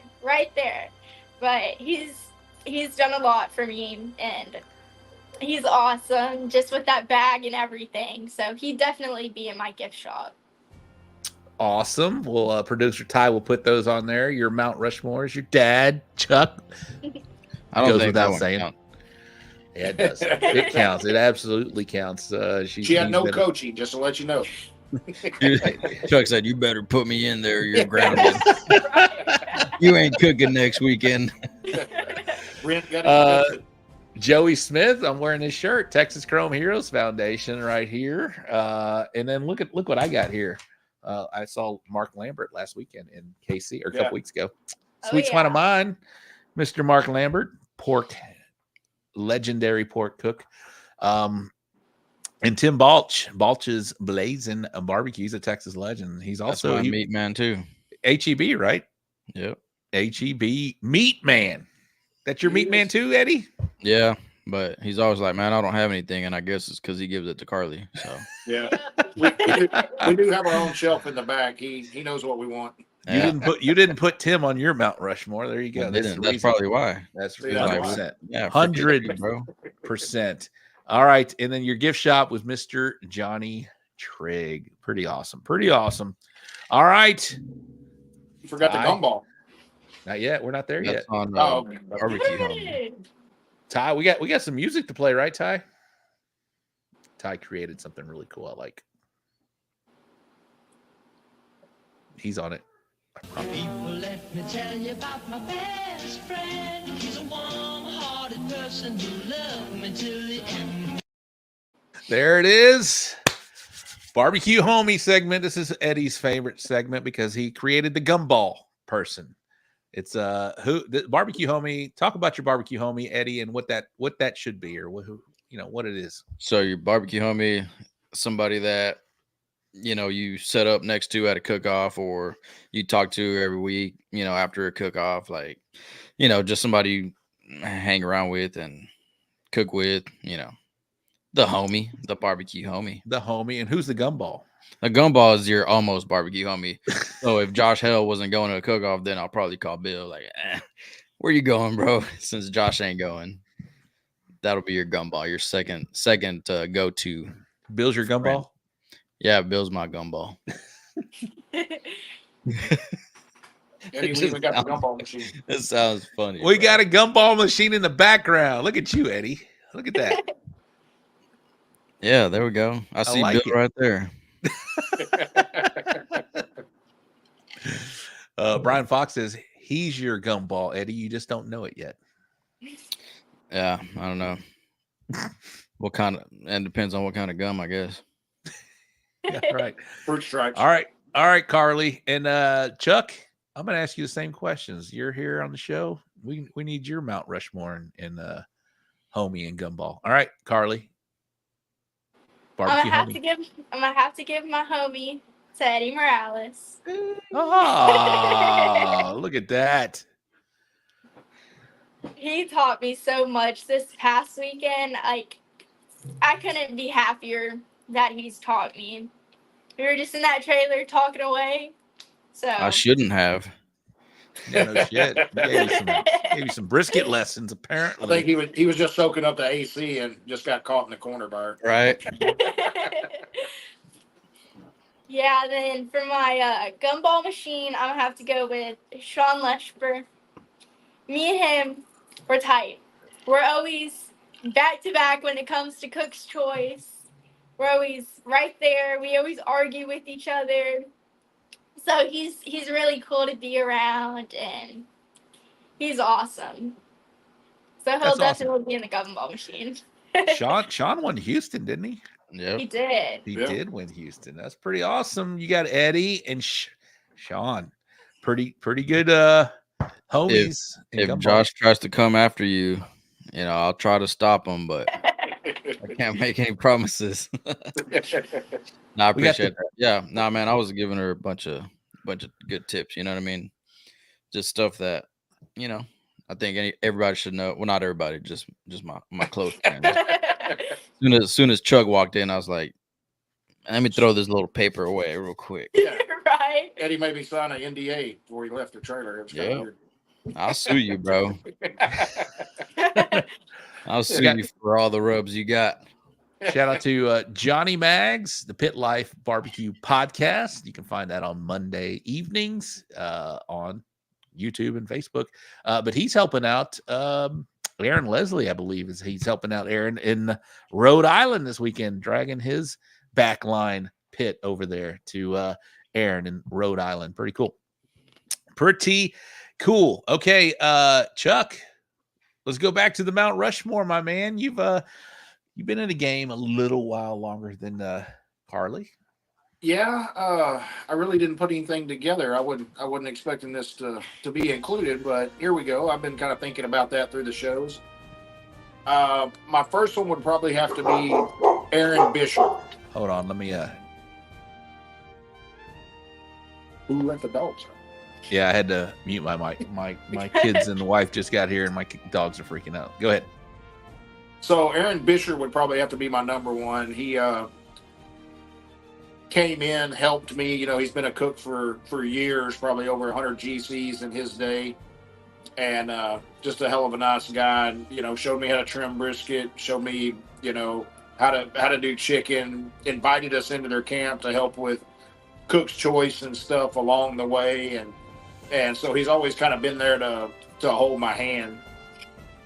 Probably be my number one.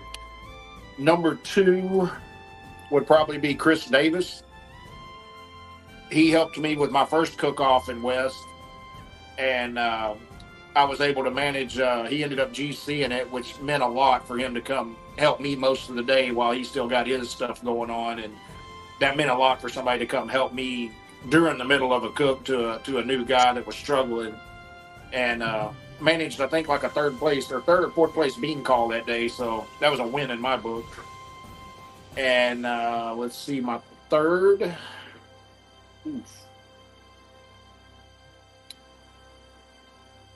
Probably James Brooks. He has been a big inspiration for us, opening the store, getting Karley and me on board, and just, I mean, all around nice guy. I mean, James he'd give you the shirt off his back if that's all he had left. He would come in and tell us, you know, here, have you ever heard of this? Maybe this is something you need to carry. You know, if I was ever struggling at a cook-off, he was always giving me some tips and tricks the next week to, you know, try this. He's been in the game for a while, so he knows the ins and the outs. Man, force a hard one. Probably Tim Balch. I like to cook a lot with Tim. Tim really takes care of us in meat. I'm gonna have to try to steal one from Karley. Probably one of my best friends. We only live about 2 miles apart, so Tim stops by once a week. Really supports us. Really looks out for us, and he doesn't cook as much as he used to, just from work and whatnot. But he's still in the know and tries to keep us all you know, fed with good meat and stuff and prepped for the weekend. He don't want to see anybody fail. And you got one in the gift shop. Probably Randall Johnson. Randall's always the guy that, you know, I want to be around. I want to beat. He's always, when Randall goes in the parking lot, you better be on your A game. And when I see Randall show up, I think it kind of makes me pay attention. It makes me go to bed earlier. It makes me get up earlier because I need to be there to try to beat him. If you're going to beat him, you better get up early and get rolling. Solid list from Chuck Aleksines. His Mount Rushmore's Aaron Busher. 100 GCs? Yeah, he's got between 75 and 100. He's been cooking a long time. Probably 15, 20 years. Yeah, he's been around. He don't look that old, but he's been around that long. Chris Davis. Love Chris Davis. Hell yeah. I mean, how can you not love Chris, you know? Cross Rifles Barbecue. Wears an American flag coat at I got a video of him singing some Taylor Swift that I'm saving for the special occasion. What? We need to get him on.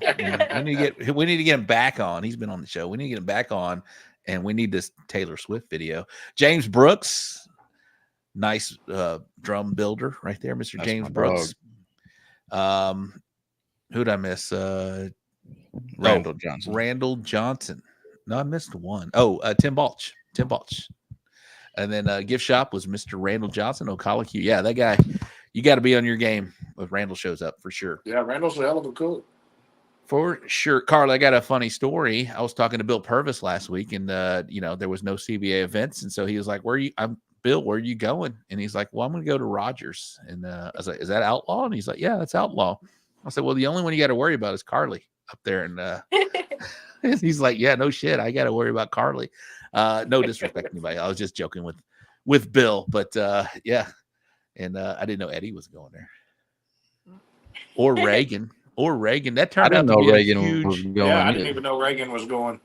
That turned out to be a huge contest up in Rogers. So congratulations to Outlaw. So funny side story. I almost didn't recognize Reagan Friday because he had shoes on.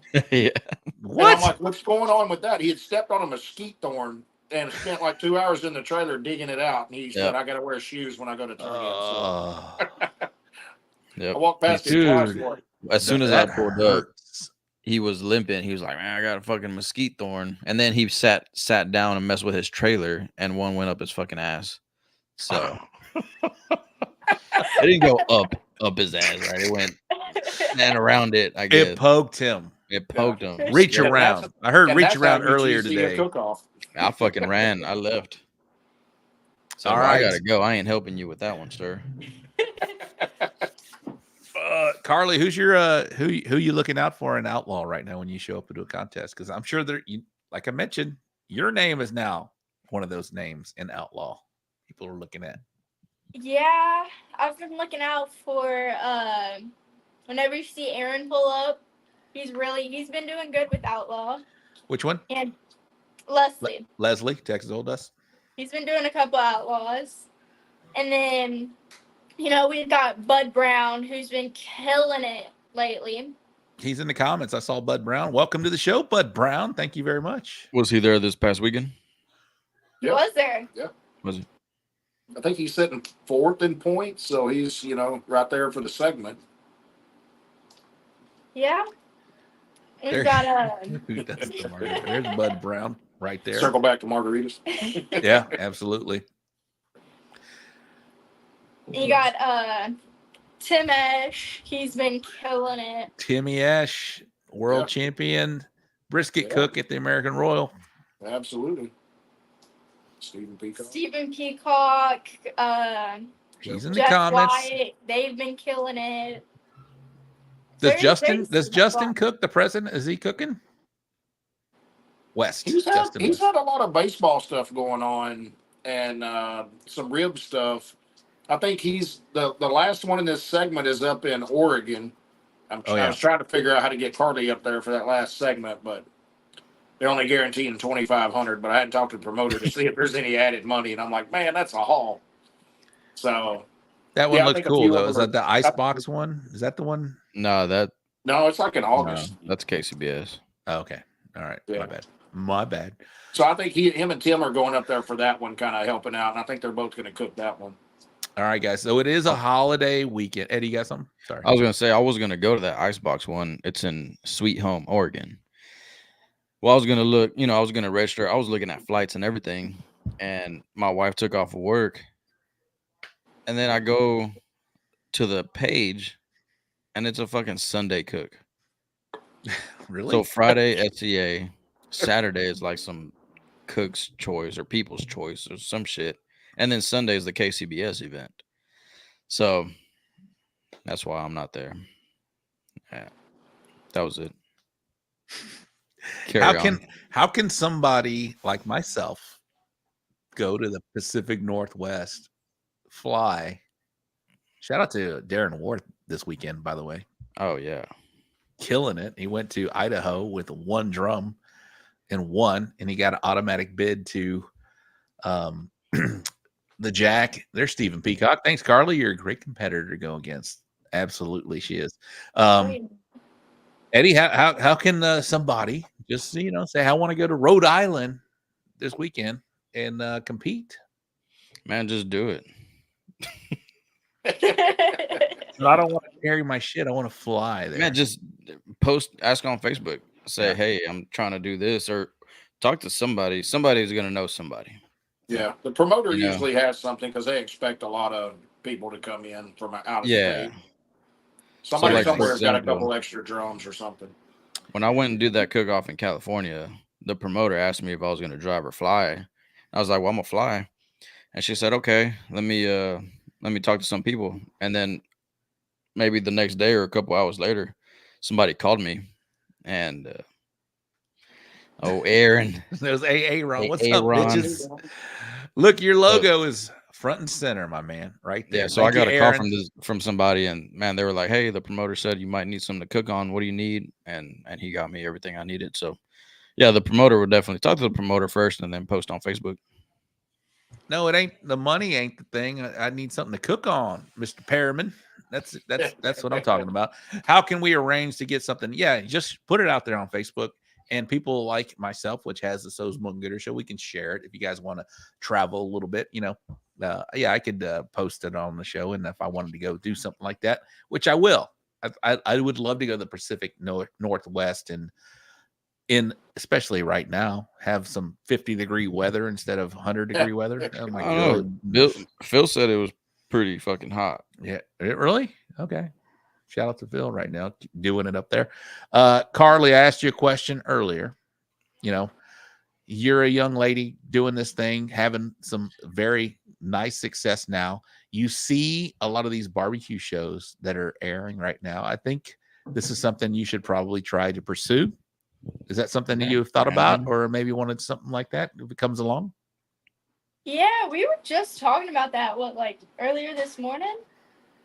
Yeah, we saw a couple emails from some Netflix stuff coming out and stuff that, never know. See what she wants to do. We might shoot some videos and see if she's interested and turn it in, right? Never know. Absolutely. I mean, you have plenty of time. I mean, I think 3 years from now, you'll be 18. You'll have a lot more experience under your belt.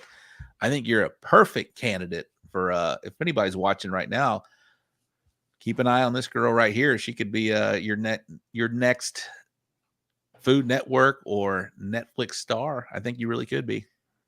Yeah. And just make sure you keep one of these handy when Brandon's around.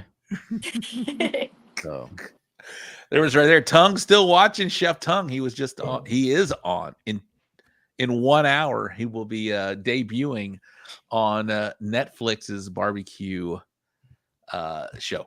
It's really cool, really neat. Chef Tongue in the house. All right, time to rape some boxes. It is a holiday weekend, so we are going to go a little long tonight. Ty, how many boxes do we have tonight?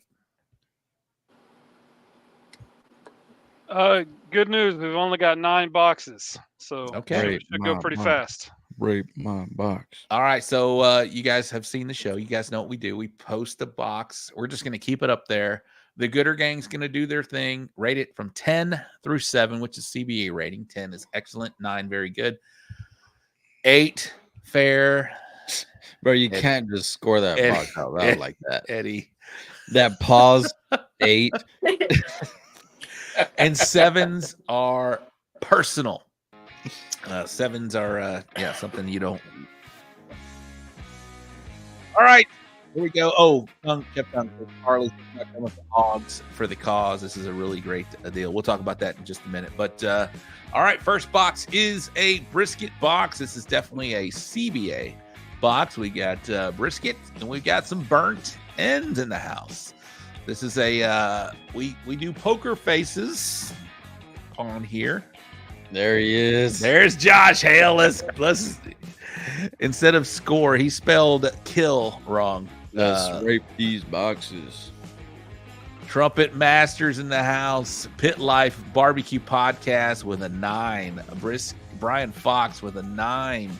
Slices look dry. There's no point scores. Tongue 7 for Tongue. Tongue, that's personal. ZZ Top Fan with a 9. Peacock with a 9. 8 looks dry. Mr. Trainer Jared 7. No explanation. 8 Linda Whitson still checking it out. Number 9 Firebox 9. All right. Texas Oldest. That definitely 8 9. All right, a lot of 8s, 7s, and 9s. Did I see a 10? Was there a 10? Well, I don't think so. No, there was not. All right. First up is Mr. Chuck. I'm gonna go an 8, only because I kind of agree. I don't like the blocked ends, even though it's legal. It's a little dry. Burnt ends look amazing. It look like something I'd want to eat right now, but with the brisket caddies and everything that we've got now, I think you can trim your brisket a little better to fit that and not have to block them as much. That's a good point, Chuck. Good point. Can they find brisket caddies at your store? Tim Balch actually makes those for us, and I am out of stock at the moment, but coming soon. You should have just said yes. All right, Yeah. Karley, you're up, Karley. I'm gonna have to give it a 9.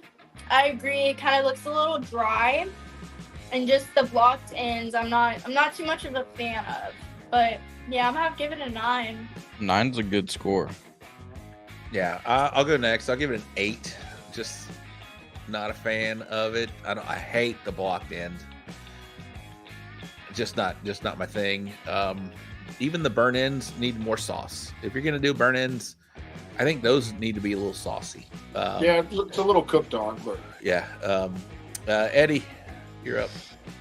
Yeah, that's gonna be a 7 for me. Ooh, 7. Looks dry. he thinks that's Karley's box. Burn ends don't. They're not symmetrical. The bottom, the third, or the burn end in the middle isn't as sauce as the rest of them. And it just looks kind of sloppy. Michelle Martinez checking in with an 8. What's up, girl? I think I see you in Shiner this weekend. All right, next box, producer Ty.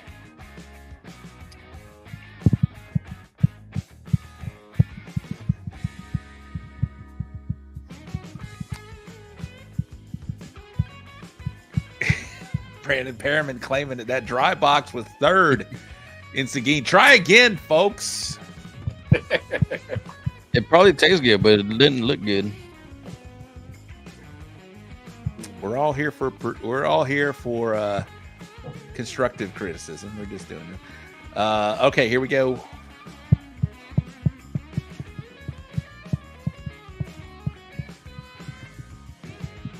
Damn tips. You talking about wing tips. Tongue, what's up, Tongue? Peacock, 8. 10. Wing tips matter. I mean, I can take that. I'm just not agreeing here. Notes taken, Brandon, dry brisket. 8 looks messy. 9 can do without the wings thrown in there. 9 from Nichos. Eric, turn the breast towards the judge. Shaler, is that a chicken wing or sausage link? 9 from Randall. Linda, 8. Too much going on. 8, 8, 9. Josh Hale with an 8. Eddie, you're up first on the chicken. I'm gonna give it an 8. Yeah, that's an 8 for me. I don't like the wings and the breast back behind the. I should have put the breast forward. The wings kind of, that back wing looks weird. I don't know. Don't like the wings. Could have gone without it. Karley, you're up next. I'm gonna give it an 8. Yeah, I think the breast should go to the front. I am a wingtip girl, so I do like that, but I'm not too much of a fan of like the wings in there. Okay, I'll go next. Chuck, you'll close this one out. I'm gonna give this an 8 as well. Those wings need some more time to cook. They look really rubbery. I'll also agree with the breast forward. I'm not even going to kill you that the wing is there. You know, I'm team no wingtip. I don't care either way when I do these rate my boxes, but I'm going to give, I just don't like the wings in this thing. The bird, I think if you would have left the bird in there by itself and put the breast forward, I would have given it a 9. Chuck, up next. Okay. Yeah, gotta be breast forward. I would have definitely put the leg on the right side of the box, have the breast forward at you. If you take out the wings, which I like wings in CBA, if you're gonna put them in there, they all need to be uniform. Stand them up, flap them out, make it look like they're appealing. But as far as if you don't look at any of the wings and just look at the chicken, the bird is beautiful. I love the color. I love the shine. Yeah, that's what I said. You know, And they I mean, probably it's- didn't it's- try the wings. They probably Yeah, only it's ate the even bird if all it got over. first. But yeah, if I'm a judge, I'm going to grab the wing, and I don't really want to. All righty. Josh Hale, Rob, you don't like it because of the wingtip. No, the wingtips do not matter when I'm judging a visual right here. I just prefer mine breast forward, and I gave it a 10. There you go. All right. Anybody want to claim that box? Brandon did. He said it was first place. That was Brandon again? Yeah. First I guess place, they 198. probably didn't chicken. try the wings. It's plumped up. I love the look of the half chicken. Damn. I should have went to Seguin, bro. All right, next.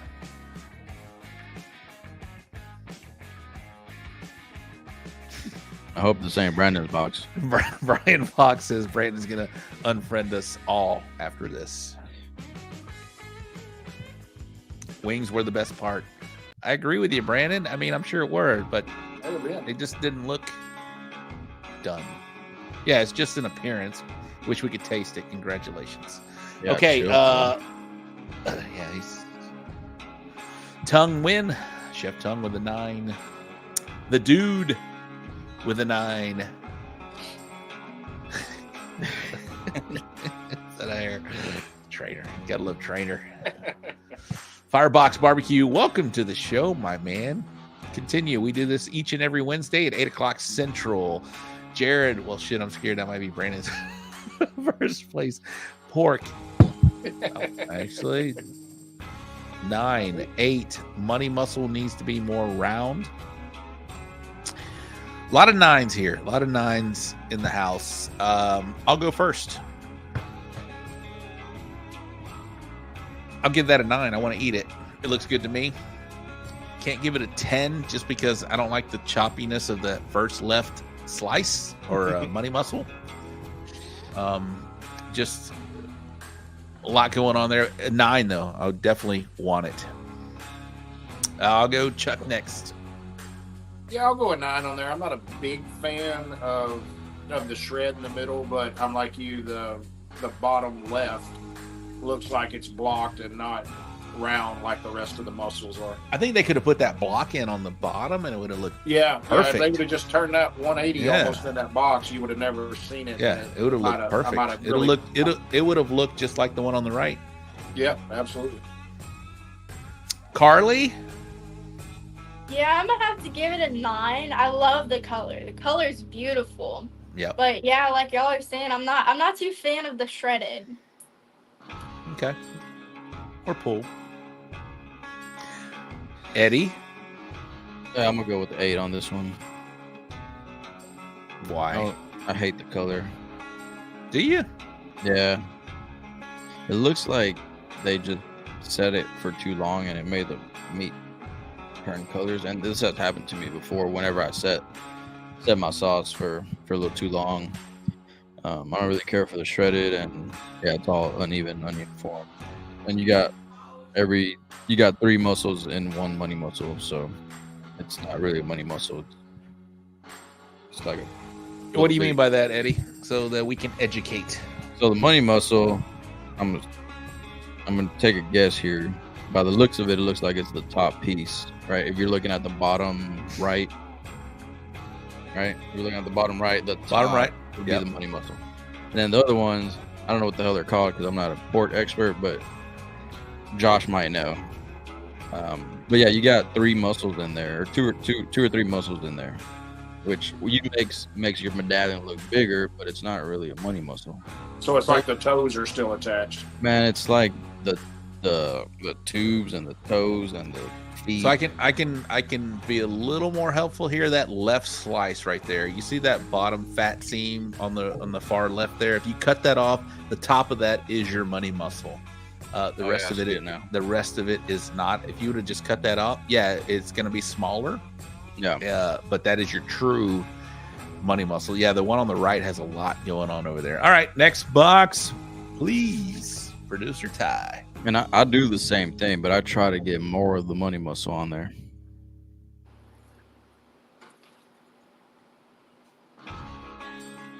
Was that another Brandon box? Can we get did you slip Once producer again. Ty some money, Brandon? We got all Brandon boxes on this first part. Did you see this one?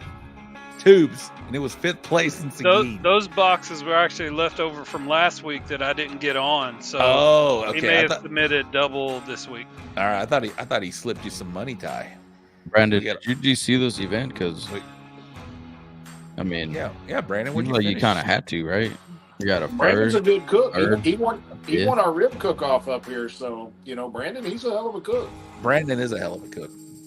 Very true, Eddie. I personally can't do this. Okay, you're cheating the money muscles, which is okay. Let's go to some brisket. Here we go. 9, Aaron Los Gordos with a 10. Our first 10 of the evening, I believe. Surge with a 9, Nicho 10, Daddy Dutch 10, ZZ Top 10. Sometimes you have to cheat to make decent money. Absolutely. 9, good symmetry. 9, I like the uniform, but not the color. Dude with a 9, a lot of 9s, a lot of 10s as well. I'll go first here. Let's pull that comment down, Ty, so I can get a good look here.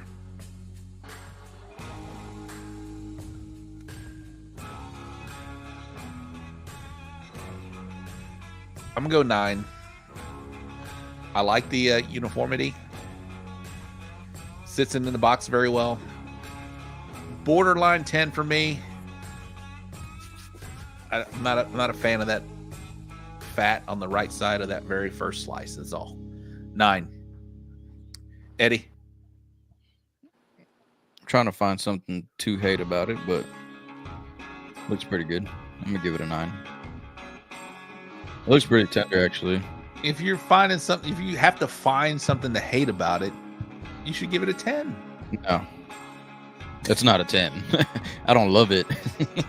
I like it. Karley, you're up next. I'll give that a 9. Like you said, I don't really like that fat. It's like too much fat on that one side. But yeah, I'll give it a 9. Are you trimming that off before you turn it in? Yeah, but lately I've been going for more fat, but I don't know. It's like not even, if that makes sense. Okay. Chuck? I'm laughing because Eddie laughing. I'm going to do a 9 on that. I mean, man, the foil game is strong. The only thing I would like to see the camera tilted down a little bit because the first slice looks dry, but the whole rest of them, they look wet. So I can only assume that, they're all, I love the uniformity. I mean, smoke ring, good bark. That's a good looking box. I'd eat it. No, I'd eat it all day long. Don't get me wrong. It's a good looking box. I just, fat doesn't look rendered. There's a great brisket cook right there, Mr. Big E Barbecue, Eric Arnold. Okay. We have yet to give a 10 in our panel tonight yet, guys. All right, next.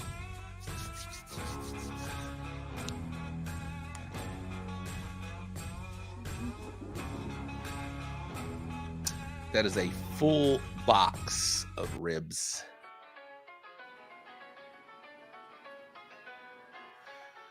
We will wait for the... Oh, this is Eddie's walk-up music right here. Or intro music. Bass Boatman. I can't agree here, but I will keep my comments to myself. What the fuck? Jared McCrory with a big 10. Eric Arnold 9. Los Gordos 9. Nicho 9. ZZ Top fan. Still don't know who that is. 9. Brandon Perriman 9. Color is beautiful. Toes at the bottom are funky. Yeah, toes are a thing on this show. 10. Great color. Foil is on point. Linda Whitson 9. Even out the ends of the bones. 9. Okay. I get what she's saying. Even out the ends of the bones there. CBA for show. 9. Full send. A lot of 9s. I would clean the toes. Yeah. Karley, you're up first, young lady. I'm going to give it a 9. I feel like it needs a little bit more texture to it. And I'm not a fan of how you can, see some of the toes on one side, and then there's like you can barely see them on the other side. So I'd rather have them all kind of consistent. What do you mean by texture? Like I feel like you need to see kind of some seasoning. Like it looks like very like smooth. You want some bass boating. I do. All right. Eddie. I call it bass boat. I knew it. Man, was I'm coming. like, I'm gonna give it an 8. I don't really like a 10 bone box, but besides that, man, that bottom row, I would have tried to hide it to where they can't see how uneven it is. And I understand you can't do anything about it, but I would have tried to figure out a way to make it look even. I disagree. I rib think falling over. You can do something about it. You got 10 bones in there. You should be able to get them all straight up. Yeah. Chuck, go ahead, bub. Yeah, I agree. I probably would have turned it different in the box so you couldn't see the bones as much. Needs a little, I love the color. It needs a little rib grind on top. I agree with for the bass boat. A little Bill Purvis action there. Other than that, I mean, it's a good looking box. Yeah, I'm gonna give it an 8. The toes are definitely not even. You know, if we could have some of the same ones on the left that we could have all across the board, that's great. Eddie said you can't do nothing about it. I think you can. A lot of people do. No, you trim can. Some of them bones up. Yeah. You can hide it, but I meant to, like what you have right here, right now. Yeah. I mean, your bones are going to be there regardless. You're not going to fucking take a chainsaw and cut the bones, you know, but I would have just hid the bones. Yeah, it looks give like them the that knuckle side. I agree, though. I want to see some more bass boating, and I don't see that on these ribs. I'm gonna give it an 8. Okay, next. That's a big toe on the left. Absolutely. Poker face, Chuck.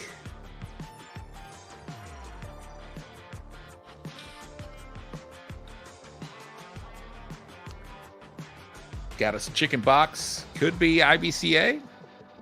Could be CBA. Do y'all like the toes to the front or back in CBA? I do them both ways, Brian. I do opposite, so I'll I do both. Toes in the front on my bottom rack, toes in the back on my top rack is what I seem to be doing. Yeah, I just put it where they line, where everything lines up. So if Yep. it's toes in the front or the back. All right, here we go. Brian Fox, solid 10. Hashtag no wingtip. Nice. Pit Life, Johnny Maggs with a 9. Barefoot with a 7. Really? And no explanation, Jared. Come on. 9, Sean Trainer. Peacock with a 10. 8. Looks like too much plastic. That's a good comment there. 9 from Rochelle, Tony the Tiger. Bobby Stewart. What's up, Bobby? That's an Outlaw box. Okay. Could be an Outlaw box. True. Thank you very much. Welcome to the show, Bobby. I think that's the first time I said your name. Come on. Come on back every Wednesday. ZZ Top Fan. 8. No stripes. Needs a wingtip. Okay. Tony is a 9. Not a fan of the Sharpie. Needs pepper. Where's the wing? Sauce is weird. Stripes are fake. And no wingtip. Okay. All right. There it is. Just hates it, Jared McCrory. Josh Hale, team no wingtip. Boo. But I love the grill marks. All right. So we're seeing. What'd you guys think initially of this thing? I thought we'd see some 10s. We don't have any. I think the first comment was a 10. Sorry, my bad. Brian Fox. Just Brian Fox. It's probably his box. It's probably his box. Stephen Peacock gave it a 10. A lot of 9s though. A lot of 9s. I Not guess a fan it's of Eric's the box. It's Eric's box. Okay. It's a perfect 200 in lamb passes. So we know that going in, but I'll go first. I'm a chicken cook at heart. I can see why it was a perfect score, and I appreciate the no wingtip and that breast forward where you show all of that beautiful chicken breast up front. I'm not a fan of the huge Sharpie markers. I'm going to give this a 9 Karley, you're up next. I'm gonna give it a 9. I'm not too fan of like the grill mark chickens. That is not my cup of tea. And I'm a wingtip girl, so I'm gonna have to diss it because I know wingtip. All right, Chuck. Well, you can tell me, because the reason I giggled at first is because I love tiger stripes. Okay. I cook a lot of Lone Stars. I think I had 4 chicken challenge wins last year. I'm the reigning chicken challenge champion and I if you know what it takes to put grill marks on chicken, then I can appreciate somebody that can do it right. The second, I can't see through the third grill mark is a little bit off, but I like how they're at an angle. They're just right. The skin's not popped. You didn't try to cover it up with sauce. Could have used a little more bass boating on that one, but I love the way it's in the box. Man, that's a 9 for me all day, if not a 10. Pick one. I'll go 9 just because I would like to see a little Bass pepper boat. on top in the glaze. All right, I'm curious to see what Mr. Eddy Morales says here. So my initial thought was a 7. Ooh. Come But- on, Eddie. But I'm gonna go with an 8. I feel like if I pick this chicken up right by the leg, all the sauce is gonna drip off. You like a little more baked. I like it a little bit more baked. Are you cool with the grill marks?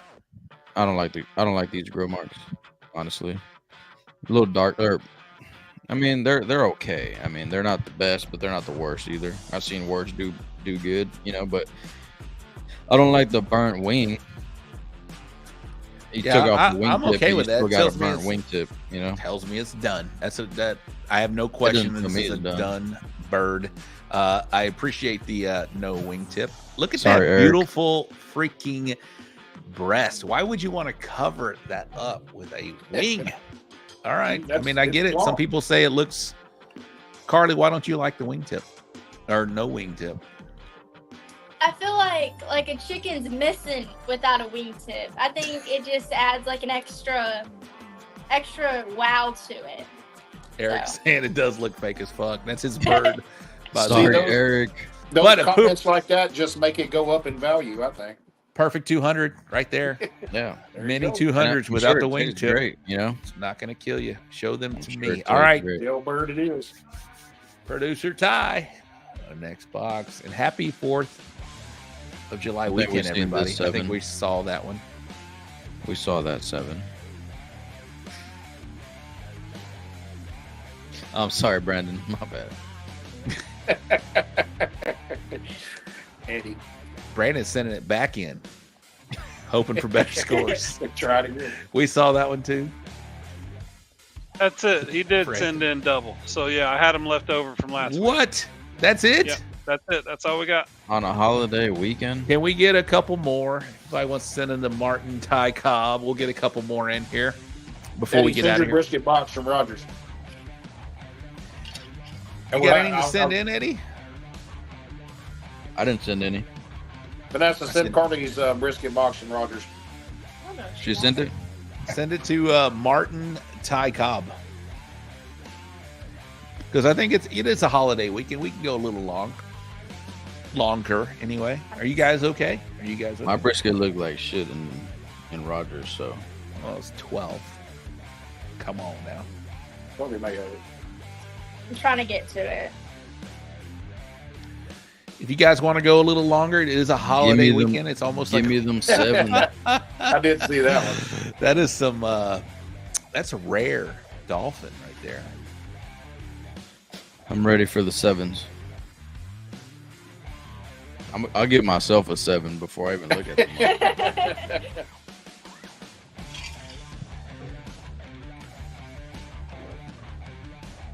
All right, so Karley, what you got on the schedule coming up? Anything? I'm taking a month off so I can A have month? him cook. A month. I know. Outlaw Oh, doesn't so cook a Chuck lot can here, cook. though. So Chuck can Yeah. cook. I saw a it's cooking. comment from your mom saying that you weren't cooking this weekend and to ask you why. It's concert month. I'm going to concerts, but Is there a I guess barbecue I'll help there? him a little bit. There is a barbecue. There is a barbecue. We're going to Llano. That's gonna be fun. Right at the Llano River. Oh, So, okay. We got us a wing box. It's a bowling alley. Poker face. Chuck. Oh shit! I'm so sorry, whoever's box this is.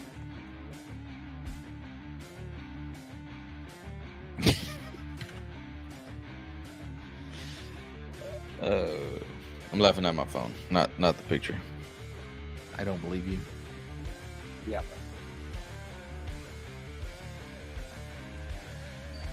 All right.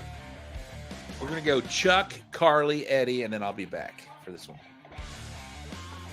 I love the color of it. I mean, they literally thought outside the box on placing it in there. I'll go 9. It's a good looking. I'd want to grab one of those wings and eat it.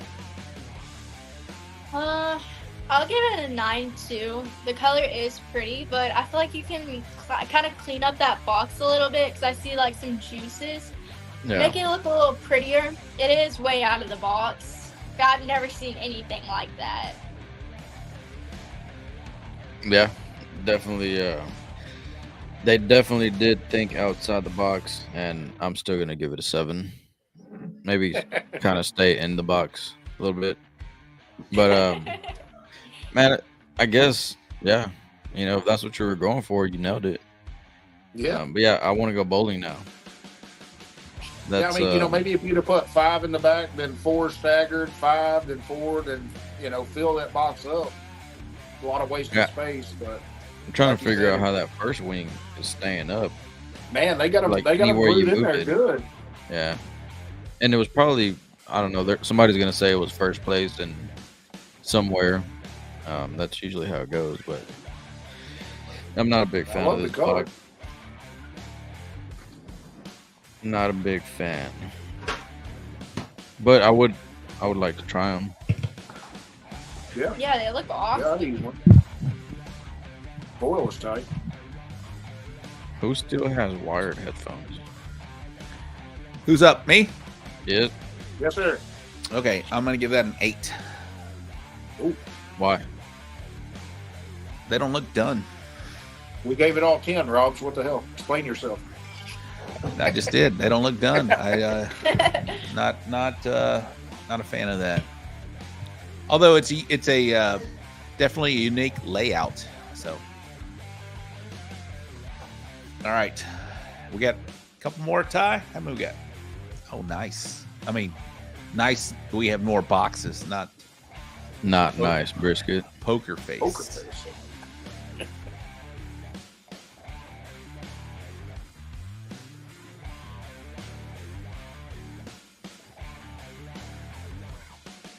Oh, that was Sam from Two Sauce Birdies. His half didn't make it. Had to work with what I had. Okay, good. How did it do, if you don't mind sharing? How'd it go, Sam? All right. That's a 10, bro. What did Gooder Gang think of that wing box? I think they gave it a bunch of 9s. Okay. All right. Nice. 8s and 9s. I heard a WTF. 8 looks like Christmas carolers. Rochelle. All right, here we go. Brisket box. 10, Pit Life. Nicho. 10, Brian Fox. 8, Slants to the right. Firebox. 10, Brandon Perriman. 10, Stephen Peacock. 9, Anthony Montez. 9, ZZ Top. 10, Bobby Stewart. Fat looks weird on the bottom of the first slide. I don't agree on that. 9, 10, 10, 8. Seems dry and light. Bar, probably second place. Linda Whitson with a 9. And Surge with a 9. I'll go first. I'm going to give this a 9. I want to eat the shit out of this. It looks perfect. Other than that whole right side. It's not allowing me to give it a 10, but I'm gonna give it a 9. I think it's probably a really good bite. That fat on the bottom does not bother me one bit. Karley? I'll give it a 9. I'm not too much of a fan of like how light it looks. Like I wish it was like a little darker in color, but other than that, I really like it. It looks very eatable. There's a word for that. Is it edible? Edible. Close enough. It's very close. It is close. Close enough. Chuck. I'm gonna go 9. I could be wrong, but it looks like the left side was blocked, and I'm gonna say because it was crumbling off. It could be the shadow. I can't tell because the third or fourth slice is kind of dark right there, so it may not be, but it looks like it's blocked looking at the front slice. Just on the left side though, and The only one that looks slice blocked- in Sorry. the slice in the back could have stood up a little more. Everything's uniform till you get to that last maybe 1 or 2. Okay, 9 But for you. you're right. I want to throw that in a taco and eat it. It looks really, really good. Yeah, me too. Eddie, what you think, bro? From the middle to the left, I'll give it a 9, and then from the middle to the right, I'll give it a 7. Damn, Eddie. Rough. So I guess a 8. Boy, Eddie girl is math? just killing it. Killing Is it. that girl What I, math? what I mean by killing it, he's killing boxes. All right.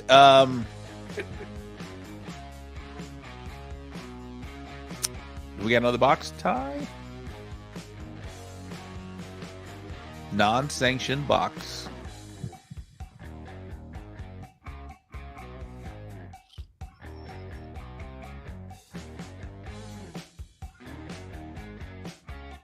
Ugh.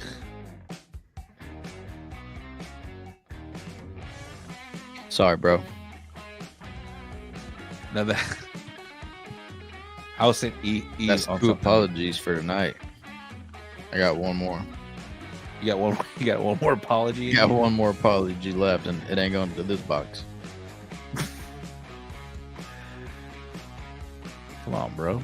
Poker face. Yeah. Sorry.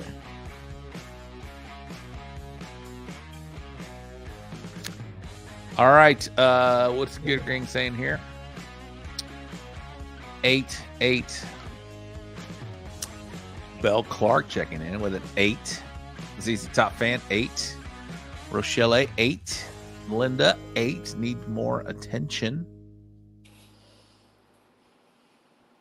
That's a nice way of saying something. 8. Don't let Michael J. Fox. Who said that? Fucking Brandon.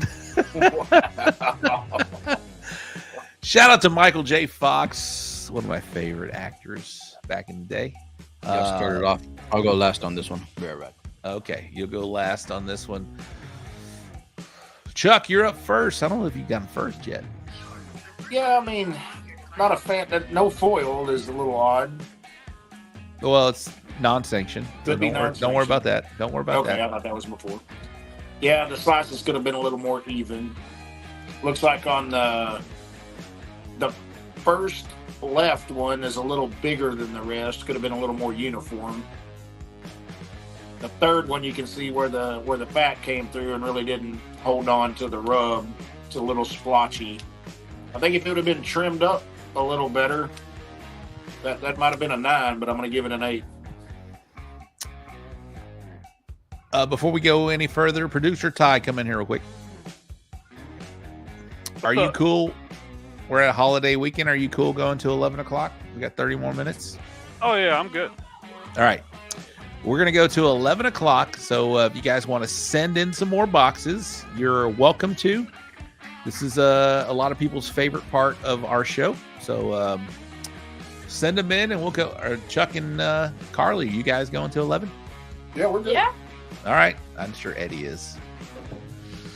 All right. Karley, you're up next. I'm gonna give it an 8. I don't like the bottom third one. It's like way smaller than the other 3. So I wish that was more kind of uniform. And then I don't like the top third one. How you can see like that fat going through it. I wish it was more kind of even covered, if that makes sense. It does make sense. Okay. I'll go next. I'll let Eddie go last. Toes 1 and 2 on the bottom left are perfect. Toes 3 and 4, not so much. There's some big toes, and then there's a cutoff toe over there. Yeah, and the cuts are just not straight. So this is a non-sanctioned cook-off. Probably somebody just getting into barbecue. So we're gonna try to be, we're very critical, and we just want to help here. I would cut them straighter, and other than that, I need some more bass boating as well on this as well. So what I mean by bass boating, I need some more texture, more seasoning coming through that sauce. So I'm gonna give this an 8. Eddie. 7. Next. Just kidding. All right. So Firebox, send him to Martin Ty Cobb on Facebook. He'll get him on the show. What's up, Brian Boyd? It is a 7. That's my They're boy, just kind Brian of all Boyd. over the place, especially that top or left, whatever the top rib. On Yeah, the picture. the top. Yeah, yeah. It's like I think they ran out of the good ribs, and they probably tried one, and they were like, "Oh, this is good," but then they ran out of the good one, so they started filling in with Stephen the Peacock. Sometimes leftover scraps. Sorry, Eddie. Sometimes these are non-sanctioned, All right, bro. so You know, I'll just mute- I would I'll like just to mute see my those mic. bottom.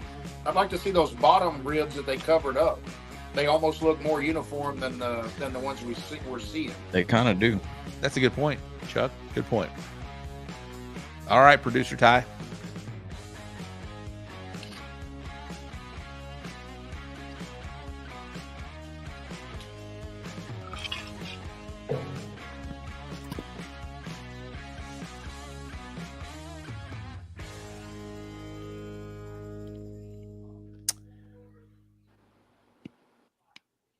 Gooder gang, do your thing here.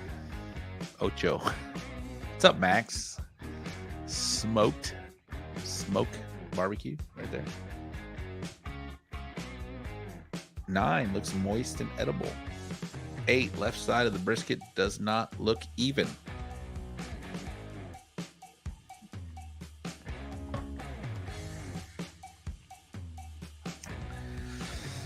Nine for Nichos. Let's go, Gooder gang. We need some comments. Let's go before we put it over to the panel. I already know what Karley's going to say. Brandon, pro tip. Eat the end ribs to taste them. Those aren't going to be your best ribs. If they're good to go, you're good. That's a good point, Brandon. Let's pro tip, eat the end ribs to taste.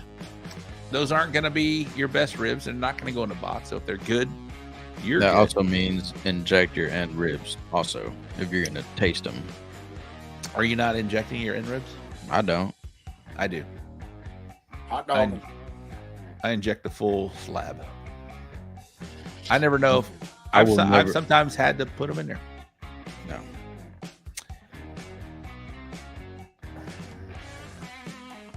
I have a first place rib banner over here from San Antonio. Just saying. All right, 8. Don't like the fat uneven on the bottom, says the dude. Miss Linda Whitson. 9. Trim the fat off the first one, and the ends a little on the left. 8. Los Gordos. Max, slices aren't evenly cut. 8. Color too light from ZZ Top Fan. Pit Life with an 8 from Tony. Looks like the fat's not rendered. I inject all my ribs. Brandon Perriman. Thank you, Brandon. You took my class.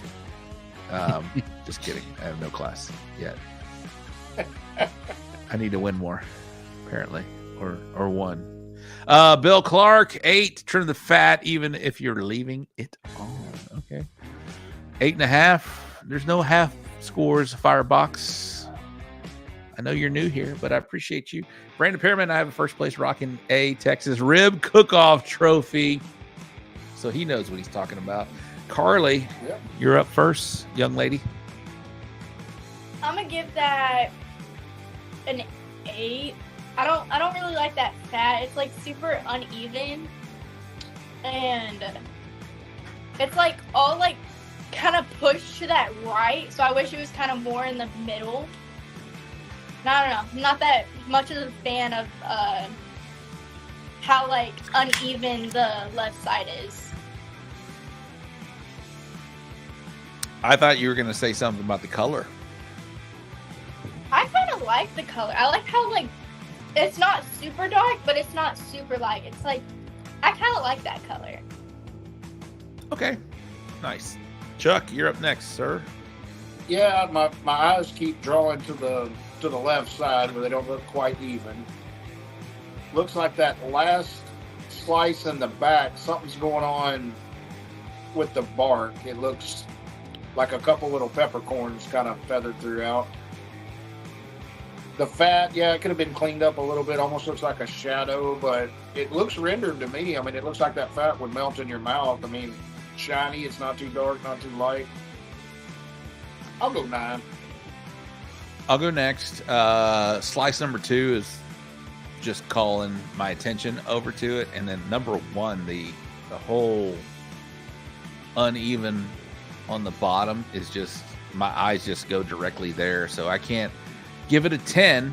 If you would have trimmed that first slice up, I could have probably forgiven number 2. I'm going to go 9. Eddie.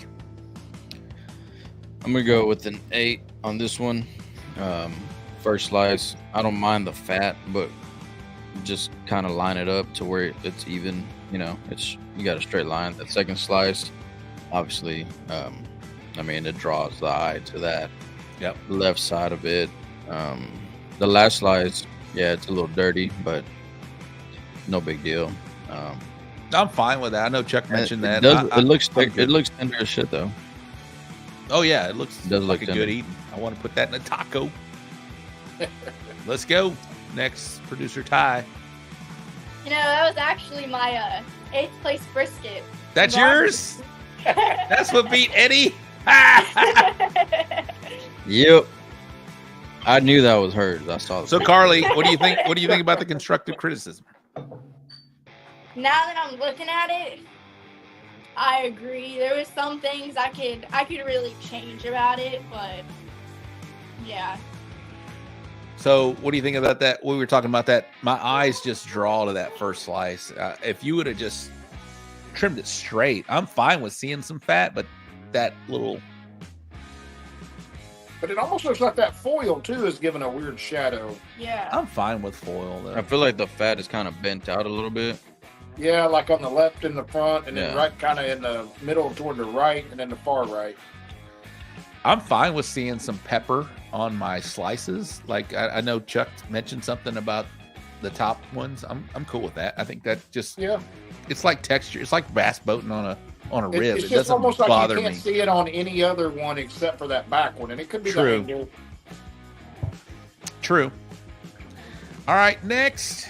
She needs a new phone or a Purvis filter. This person watches the So Smokin Gooder Show. I'm just telling you. I don't know whose chicken this is. But Gooder Gang, do your thing.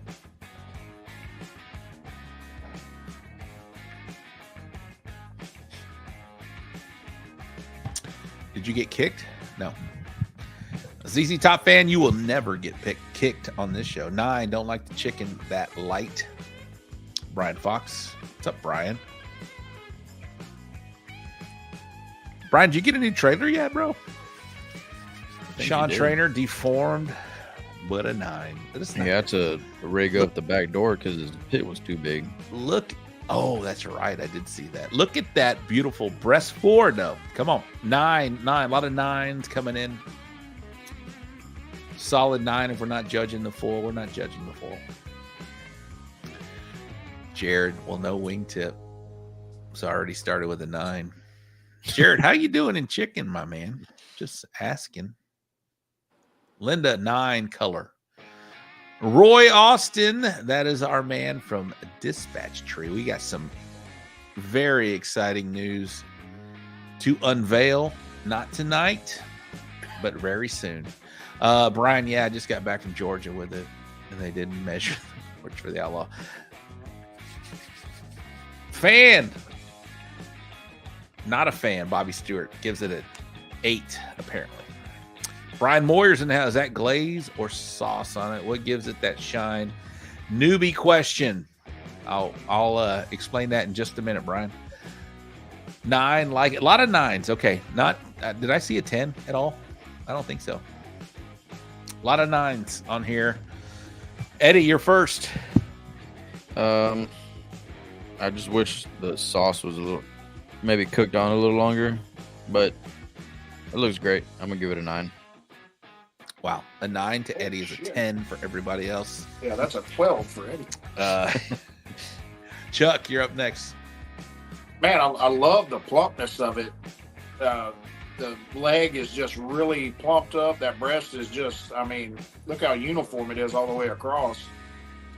Only thing, I really don't care wingtip or not. I've done both. I've succeeded, had, with or without.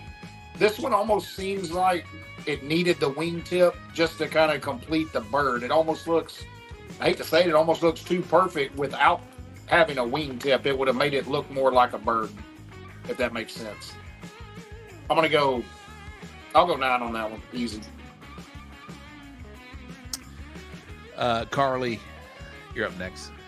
Ty, I don't know who Randy Marsh is, but can we do something with that comment? Karley. I'll give it a 9. I like how plump that breast is. I like the color. It's really pretty, but I'm a wingtip girl, so it'd be a perfect 10 if it had a wingtip. Karley, come on. You got to join the dark side here. My only critique on this, it has the bass boating. It's got the breast forward. It's very plump, as Karley said. It's a good-looking bird. I just want that sauce baked in a little more than it is, and it's a little light. I don't know what the sauce you're using. Brian Moyers, that's the question. Is that glaze or sauce? I call it bass boat. There you go. That could be glaze, Brian. It's not a tomato-based sauce. I don't think so on that. If it is, it needs to be put on a little earlier. But Anthony Katea, he said 5th place in Seguin last year, popped up in my memories a couple days ago. Okay. Did I score it? I'm going to give it a 9. I wish it were baked in a little more. That would have been a solid 10 all day long. Smoking Wizard glaze. Okay. So it's a glaze, not a sauce. Man, if that sucker had grill marks. No, I'm fine without the grill marks. Yeah, grill mark would have been a 7. I think everybody's going to Seguin next year. Just saying. I know. Go to Seguin and never mind. I had a first chicken last year in Seguin, and a first brisket, and that might have been my only first brisket in the last couple of years. So maybe I need to go back to Seguin. All right, next. Ooh. I mean, this isn't. It's not done yet. But, I mean, it's pretty.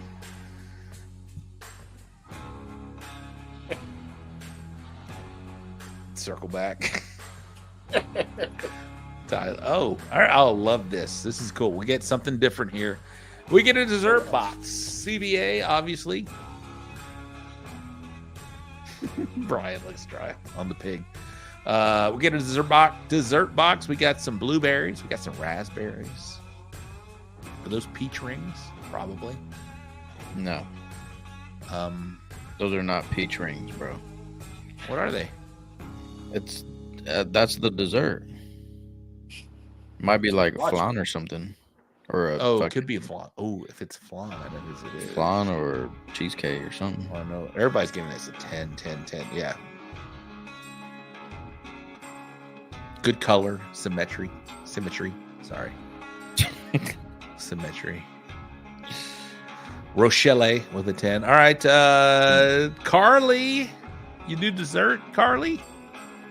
That's a 10. That is so pretty. I like how it's all has its own piece. So that's a good 10. I really like that. I'll go next. This is a definite 10. It's beautiful. Whoever cooked this, own it, please. We'd like to know. And what is that outer ring Do we know? Chuck, what do you think that outer ring is? It's not a ring. And I don't know. My wife's checked, so it almost What looks is like it? a kolache, but it's not.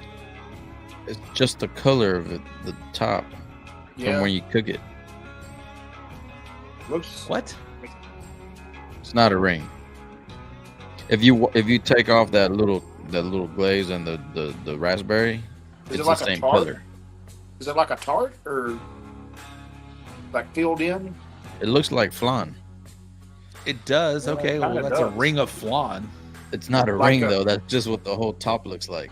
Like hold out and then filled Like if in. you with take a off the strawberry. fruit off the top, it's gonna look the same color all across. Solid. That's color. Caesar. Caesar Mejia.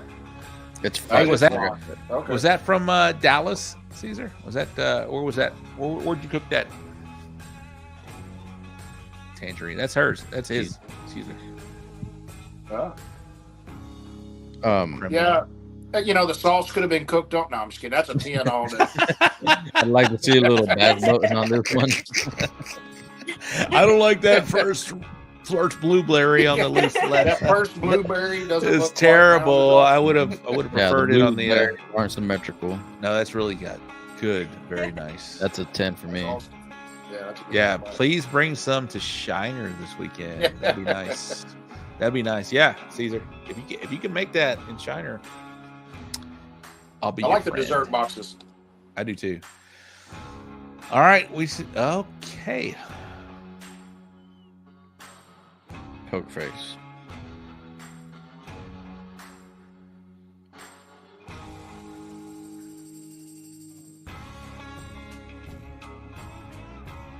All right, Gooder Gang. It's a beautiful picture, by the way.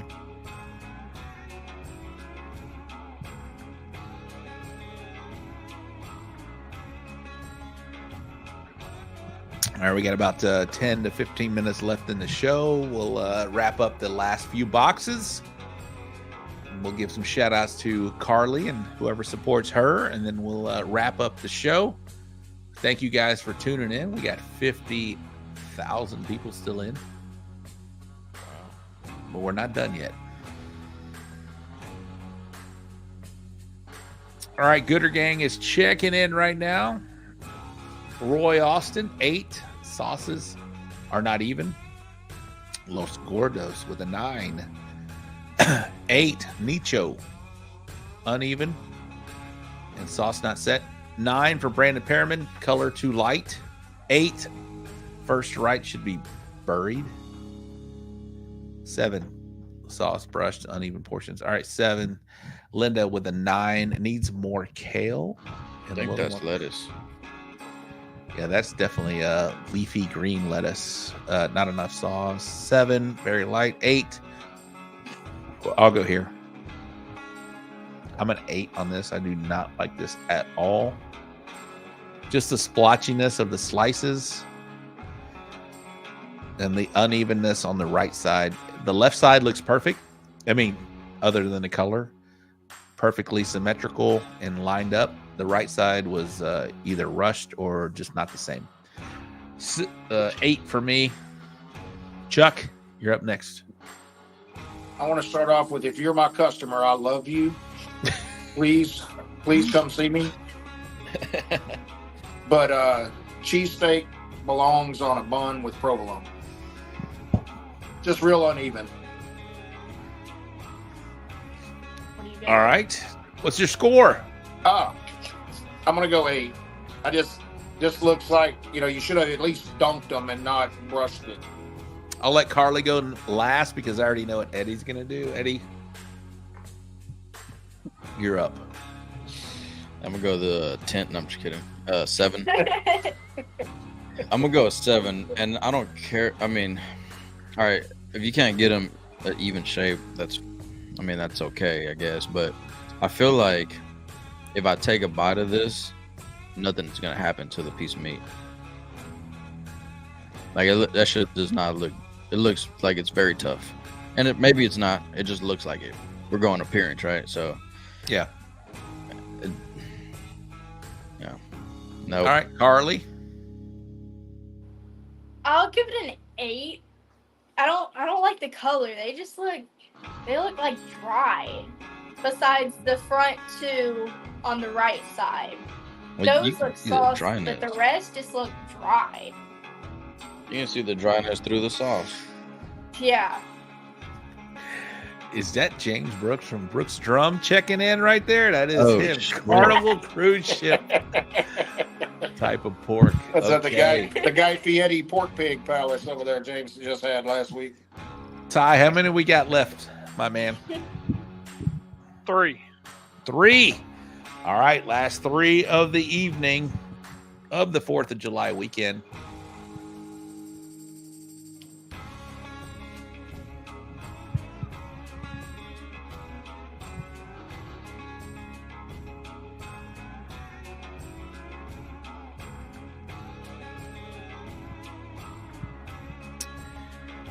We'll let the Gooder Gang check in first. Eddie, you will be up first. Chuck, and then Karley, and then myself will go last year.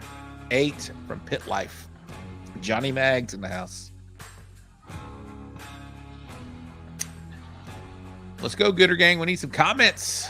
9, a little too shiny. Sauce needs to set a little bit longer. The Dude with a 7. 8, wings a flapping. Yeah, that's a telltale, by the way, Roy Austin. 8 from Los Gordos. 8 from Nicho ZZ Top Fan with an 8. 7 wing bigger than the chicken. All right. Let's go. That's a 7 for me. A full-on 7, Eddie? Straight up 7. Why? Why? Why? Because I can't give it a 6. Yeah, baby.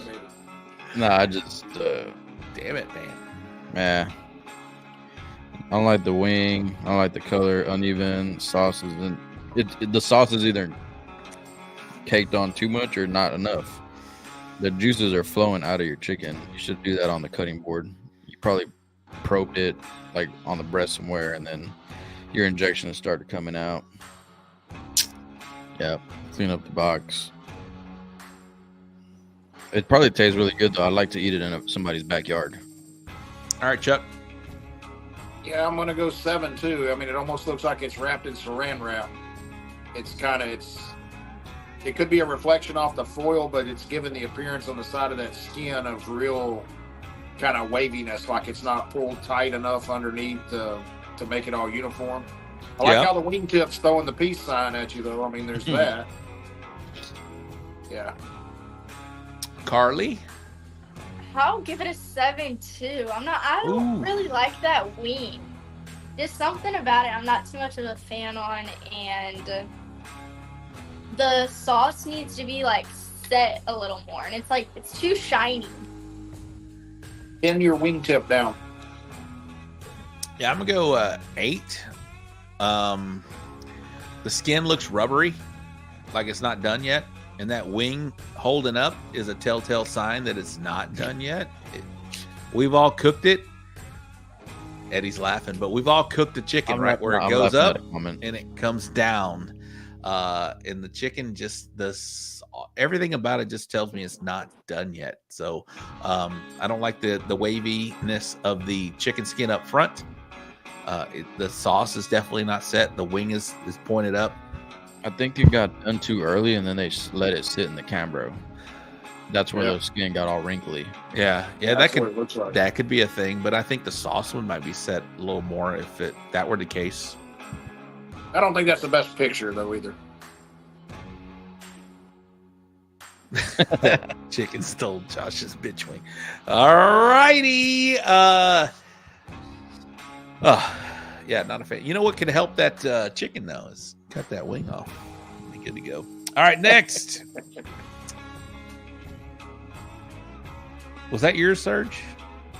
I don't think that was Serge. No, I don't think so. All right, next. No, it was. Oh, that was Serge's? Oh shit! He claimed it for him. Way to go, Ty. We just killed our follow team. Yeah, I was gonna step in and say we had some technical difficulties or something, and like call you and tell you. But yeah, I kind of agree. This could be something with that picture.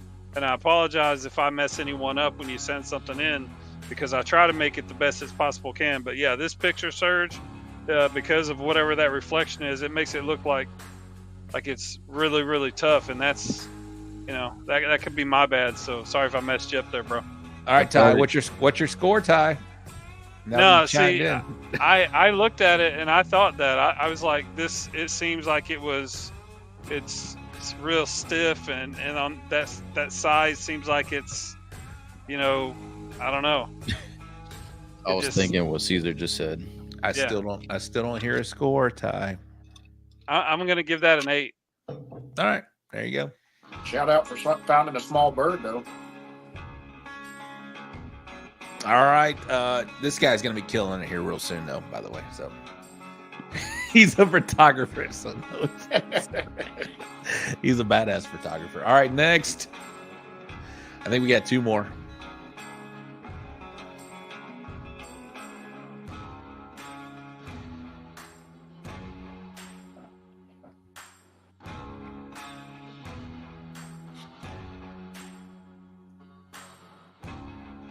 I'm curious to hear the Gooder gangs. Let's go. Gooder gang, do your thing. Karley, you'll be up first. Chuck, Eddy, and Rob. Nope, I died. 8. 7, too much action. 8, too dark. 9, leave the wings out. I actually like the color and the sauce set. Okay. No word. 7. Watch the show next week. Okay. All right. 8, little dark. Too many wings. 8, too dark. 7, wow. Too much going on. 7. All right. Did I say Karley? You're up first. Karley, You're up first. I'm gonna give it a 7. It's just a lot to look at, and I don't really like that color, and it's super dark. So it's just a lot. So I'll do a 7. All right. Yeah, I'm gonna say a 7 as well. It's a little too dark. Looks like it's baked on. Looks good to eat. 7s are personal. 7s are personal. It looks like you had too much smoke on the drum. I will agree with that. So 7 from Chuck, 7 from Karley, 7 from Eddy. What? I wasn't going to give it a 7. Okay.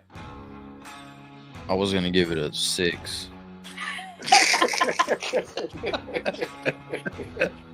It's not a 7 for me.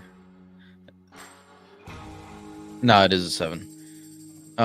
Man, we've been talking about a lot of the other boxes that weren't cooked on long enough. This one, man, you might have left it in there too long. And this is the other spectrum, right? Yeah. The other side? Yeah. Nah, not a fan. These wings look like, whenever you have a wing left over from like the day before, and then you put it in the microwave, and then it like kind of shrinks up, and you can't really take a bite because it's all dry and shit. That's kind of what I imagine on these wings. I'm gonna go 8, and I will almost give it a 9. I'm not hating on the color. I know you like this color. I'm not hating on the color at all. I want to see more bass boating in this thing. Maybe the sauce color covered it up a little bit. I'm a total fan of the baked in sauce. I'm not even hating on the wings. It's almost a 9. I just want to see a little bit more on there. And if you're going to do a wing, do what this wing is doing right now. It's tucked in. The breast is showing. People that say that it looks deformed without a wing tip, this is what you want to see right here. If you're going to put a wing tip on there, you want to tuck it in a little bit more like that. Almost a 9. I want to see a little more bass boating. That's an 8. Good job, whoever did this. How much bass boating do you want? Do you see bass boating? What's a gel coat? They don't make bass boats that dark, Rob. Yeah, I don't see any rub coming through. I just see a lot of baked in sauce. So All I see is rub. You're seeing the texture on there, but I don't see it coming through the sauce because it's so baked in. That's my point. Because it's so dark. Almost a 9. Probably a perfect score 200, by the way. That's Karley's chicken, by the way. Oh. I'm just kidding. That's not Karley's chicken. All right, yeah, Ma chicken. Chicken is ready. 9th in Harlingen. I'm telling you, it was a good ball. It's a good bird. I'm telling you. What's up, Tony? Congratulations. That's a good bird, man. In Harlingen. Good job, bro. Absolutely. Absolutely. All right. I think we got, what, 1 or 2 more left time?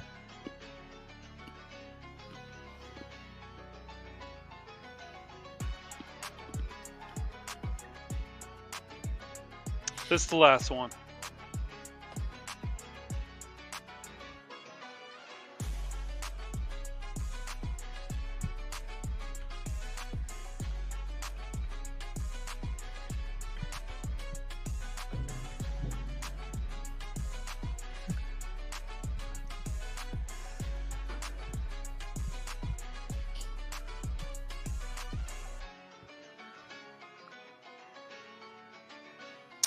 G Waltz, send them to Martin Ty Cobb on Facebook. Martin Ty Cobb on Facebook. He will get them on.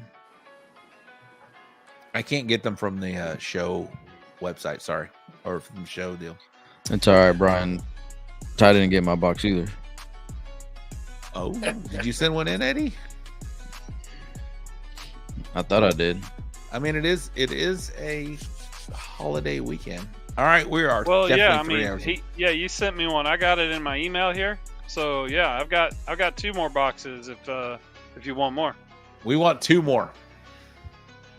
I didn't email mine, so it ain't mine. I did, Eddie. No, you sent it to my phone and then I emailed it myself. So I got it right here on my computer. All right, so one of these next 2 will be Eddie's. Might be this one. Definitely 7. All right, 8 colors unappealing to Brandon Perriman. 9 from Roy Austin from Dispatch Tree and ChickN Bark. Brian Fox, damn Ty, didn't get my boxes. Bell Clark with a 9. ZZ Top Fan 8 looks tight. Okay.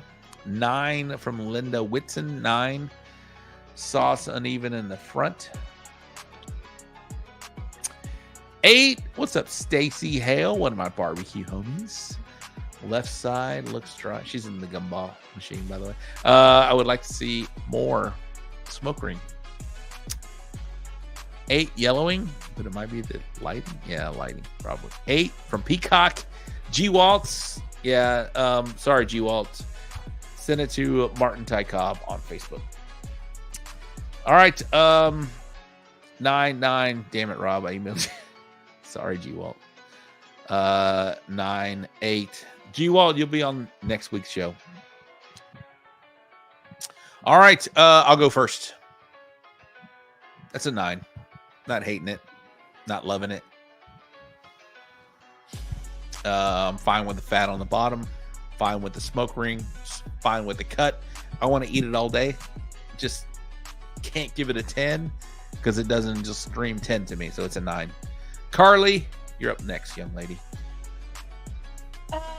I'll give it a 9.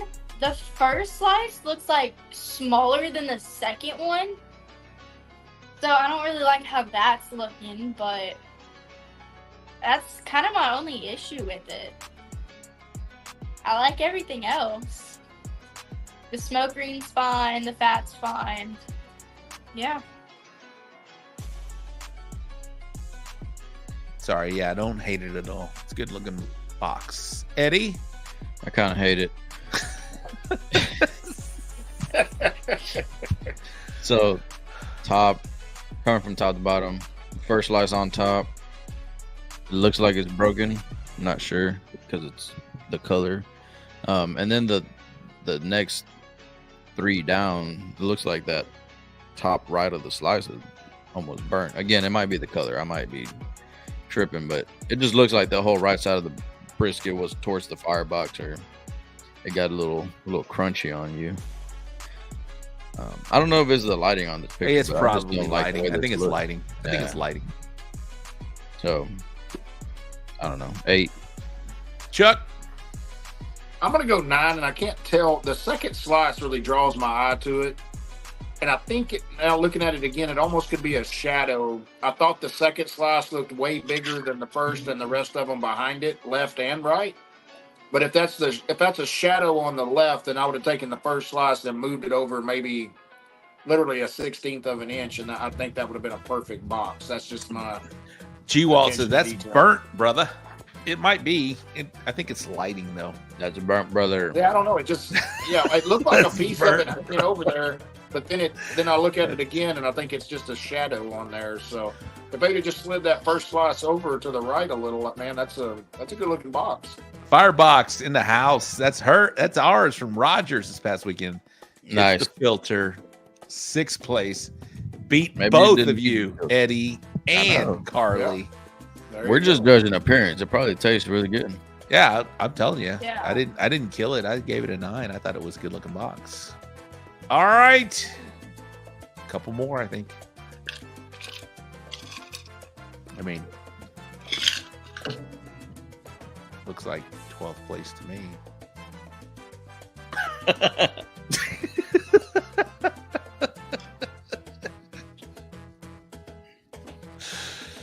G-Wall says filter. Say what?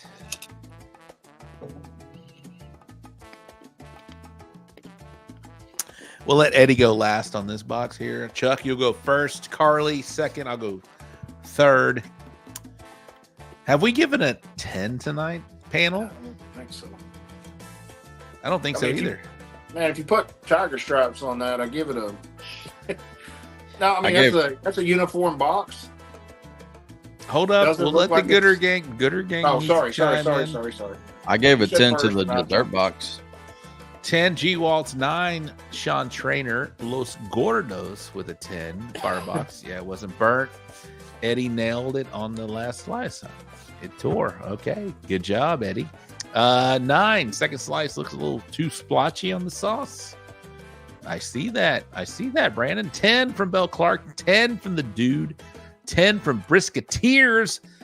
What is up, Brisketeers? Welcome to the show. That's a new name. I have not said that. We do this show each and every Wednesday at 8 o'clock Central. Welcome to the show. Brian Fox with a 10. That's a thick flat. Okay, nice. Tony, 10. A lot of 10s, a lot of 9s. Linda with a 10. Stacy Hale with a 10. Firebox. All right, Chuck, you're up. I'm gonna go 9, only because I thought Jambos would put on more of a smoke ring. Okay. Carly. I'm gonna go with 10. I really like that. It's like it's even, it's pretty. Yeah. 10. Could you beat that box? Maybe. I don't know. We'll see. All right, if we're being very critical here, I will say slice number 2, the sauce deal on the right side draws my eyes to the attention. I have zero issue with the seasoning that I can see, the Bass Boatin' on a brisket slice. I do not like slice number 5, 6, or 7 on the right hand side. I think you could have lowered them down a little bit. I'm still going to give this a 9, coming from judge number 3. Eddie? I'm gonna give this a 8. It looks like this cook probably decided to sauce his slices, and then he said, "Fuck, I shouldn't sauce here," so I'm gonna try to wipe it off with au jus. And so yeah, that's my box, right? All So right, Eddie, we know it's your box, but what as a So I true did- cook to do this? What are you really thinking here? So I feel like obviously I didn't do a good job at removing the sauce. but I kind of did because y'all only saw it on the 3 slices, right? So I had sauce the whole brisket, and then I was like, "Fuck, that's too much sauce for here for where we're at. They're not gonna like it. It's gonna be too sweet." So then I grabbed another brush with au jus, and then I just started hitting it, like kind of washing it off, you know. Did you run out of time? No, I didn't run out of time. I was, I'll tilt my box, let it run out, and then I'll do it again till I got most of it off. So, yeah, that's what happened. He had 27 seconds left. You had plenty of time. Yeah, I've seen Eddie run with Crocs, which is hard to do. What do you think? What do you think about those? Sorry, Chuck, cut you off. What do you think of those top 3 slices there? So I started, yeah. So I usually do 8 slices in my CBA or KCBS or any other sanctioning. I'm doing 8 slices, right? So I thought 7 would be like a big difference. So I started giving myself more room to fill the box with 7, but then I was like, oh shit, man, it's only 1 slice difference, so I don't need that much room. And yeah, I didn't want to take them out and then put them back on the cutting board that is not hot anymore. So are you using the new not new, but lately the newest brisket caddies that are out there now? No, fuck no. Okay, you're just trimming it. Yeah, I just trim it. Damn, that was a snake. Yeah, you said fuck no. You have a problem? No, I know how. No, man, I respect everybody that uses them, but man, I know how to trim a fucking brisket so it can be perfect every time. So no, is that a SRF Snake River Farms, Eddie? Yes. Okay. Yeah. Serge asked that question. And the texture really sucked on this brisket. I have 0 problems with that finishing dust on the front. I don't know, Gooder Gang, what do you guys think about that finishing dust on the front? You know, I do the same thing. Yeah, I like it. It's visible whenever I turn my brisket in. I think it might settle in by the time they open it up, but I never know. And it shows you that appearance don't make a fuck, right? Because if you look at the comments, I mean, there's mostly 10s, a couple 9s, but and some of the other boxes that were there this weekend, they got a bunch of 8s and 7s, and they still beat. You know what I mean? So, and Brian Fox, do you want to reveal the dust? No, I don't. Okay. Sorry, Brian. I asked. I think we got one more box left in the house here. Here we go. My light just cut out too, by the way. Oh, okay. This is one of Karley's from fillet fish fillet from 2020. Is this fish? Man, I'm not gonna be. This is a 10 to me right now.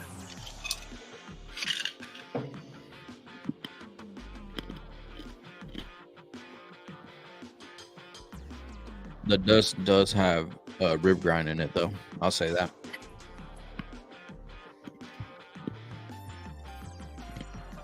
All right, G-Walt with a 5. What's your fish fillet? 10, 10, 10, 10 from me as well. But I need to do a poker face.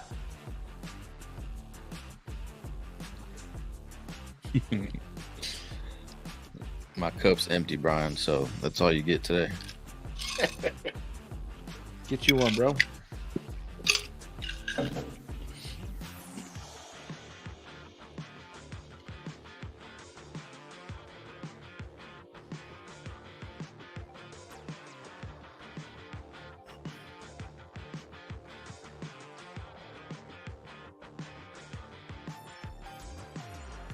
Is this Karley's from way back in the day from last year?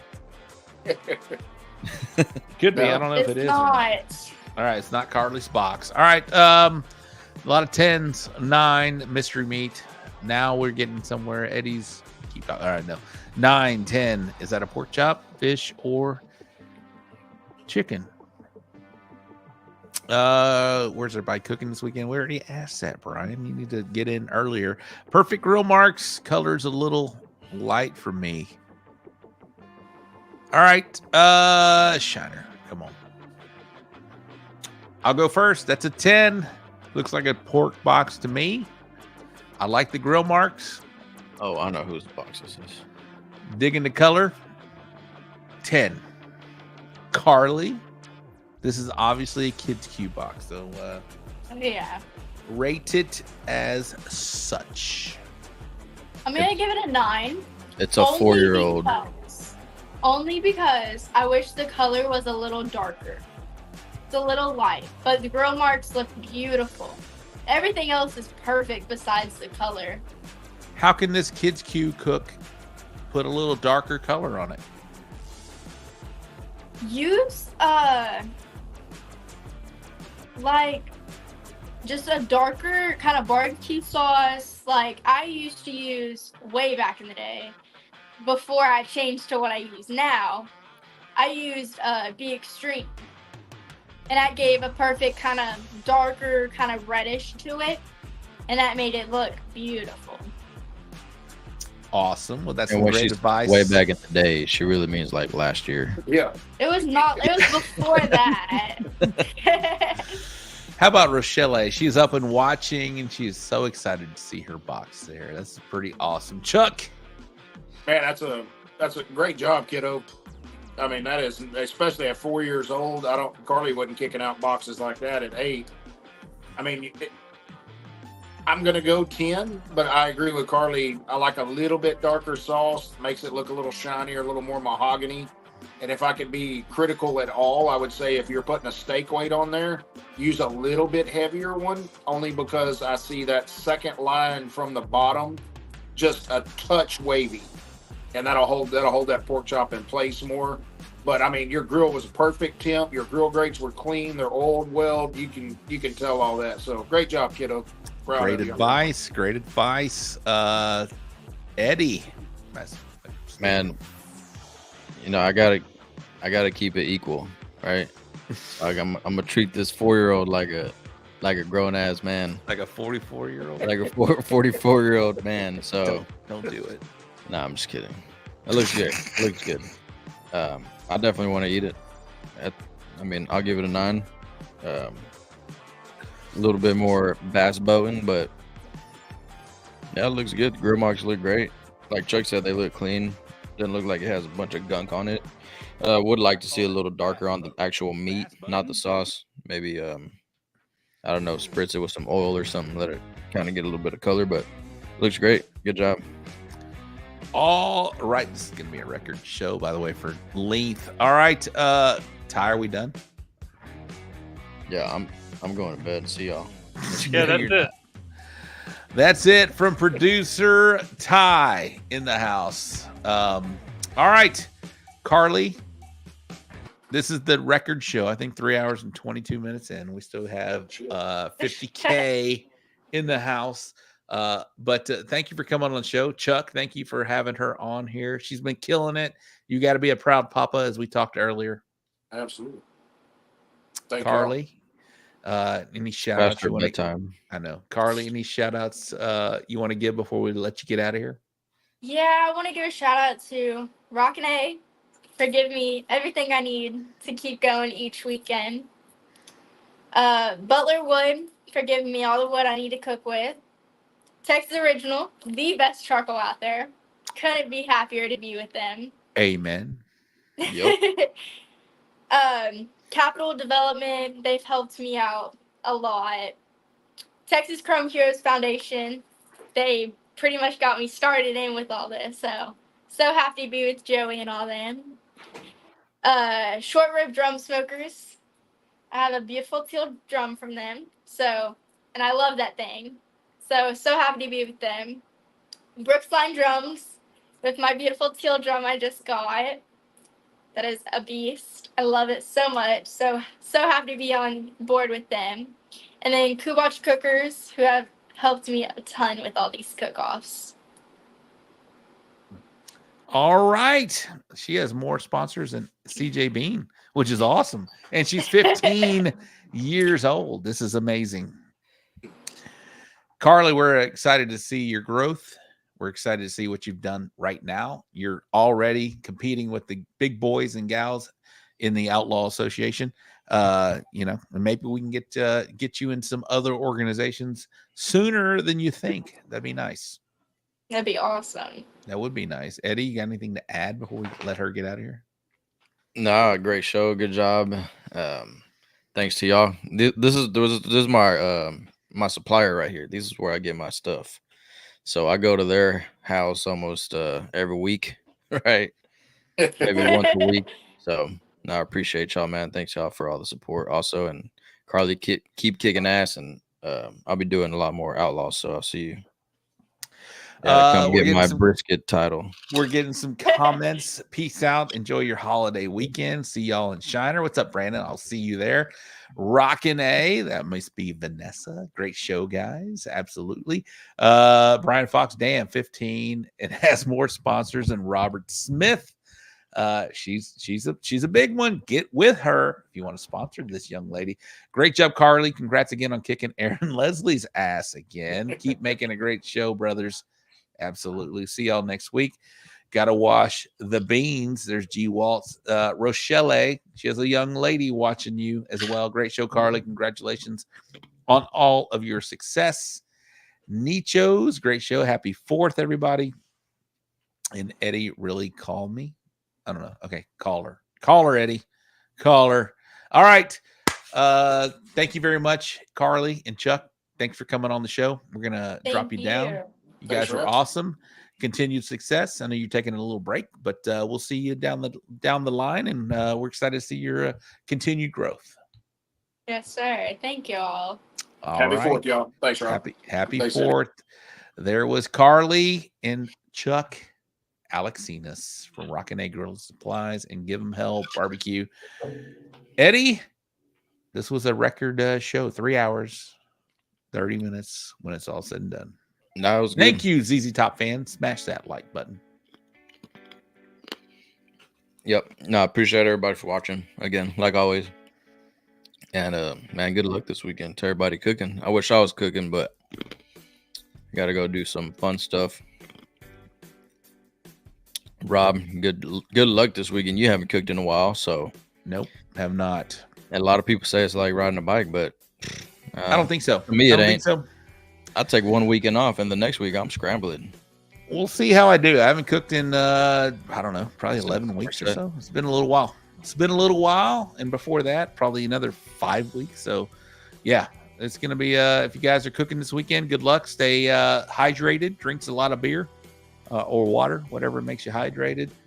If you are headed to High Stakes, do not. It has been postponed, so find somewhere else That's to go. cool that it got postponed. What, did it get postponed to like another date or till next year? Like they're just gonna cancel it? I don't know yet. It's not out there yet. If it got postponed to later on this year, then I can make it. I know. High Stakes in like November would be nice. That'd be great. That would be great. I'd go. It's too hot down there. Anything south of Buc-ee's is Lynn Ward is a little hot at this time of year. Anyway, all right, we're gonna wrap this show up. Thank you guys for tuning in. Shout out to Karley and Chuck Aleksines. They're waiting. We're gonna do a little quick after show. Not an after show. We're just gonna hang out for just a minute. $20 come in. Shout out to, and it all goes to Eddie's Venmo if you want to come in. We'll do that one time. That'd be fun. But shout out to Eddie Morales, our co-host with the mostest, producer Ty. Thank you very much. Karley and Chuck Aleksines. Thank you very much. I think that's going to wrap it up. Ty, come in here real quick. Hey. How was that? Good stuff, right? Yeah, man. I mean, I'm telling you, like, I feel really good about the future of Texas barbecue, you know, permeating throughout the entire United States, taking over. You know, I love St. Louis barbecue, love Memphis barbecue, but I really love the culture in Texas. Texas is the greatest state in the entire United States, and I love it. Every episode we have makes me love the Texas barbecue scene more and more. Ty, thank you for your service. I know it's 4th of July. It's not an official military holiday, but it is. I mean, we would not have a 4th of July without some military. Just saying. Yeah, those guys that were in Valley Forge and those guys that fought for the independence of our country, they're definitely heroes. There was a different type of fighting back then. You know, we relied a lot on technology. They crossed the Potomac in the middle of the night and about froze to death and had no food. I was pretty well equipped throughout my entire service, but yeah, you got to give thanks to everyone that came before you. So Yeah, thanks very much to those military heroes. 100%. Absolutely. All right. Happy 4th of July, everybody. For Eddie Morales, my name is Rob Rocha and producer Ty. Thank y'all for tuning in. Case, close us out, my man. Good night to all of you wonderful people in Barbecue Nation. You too, California.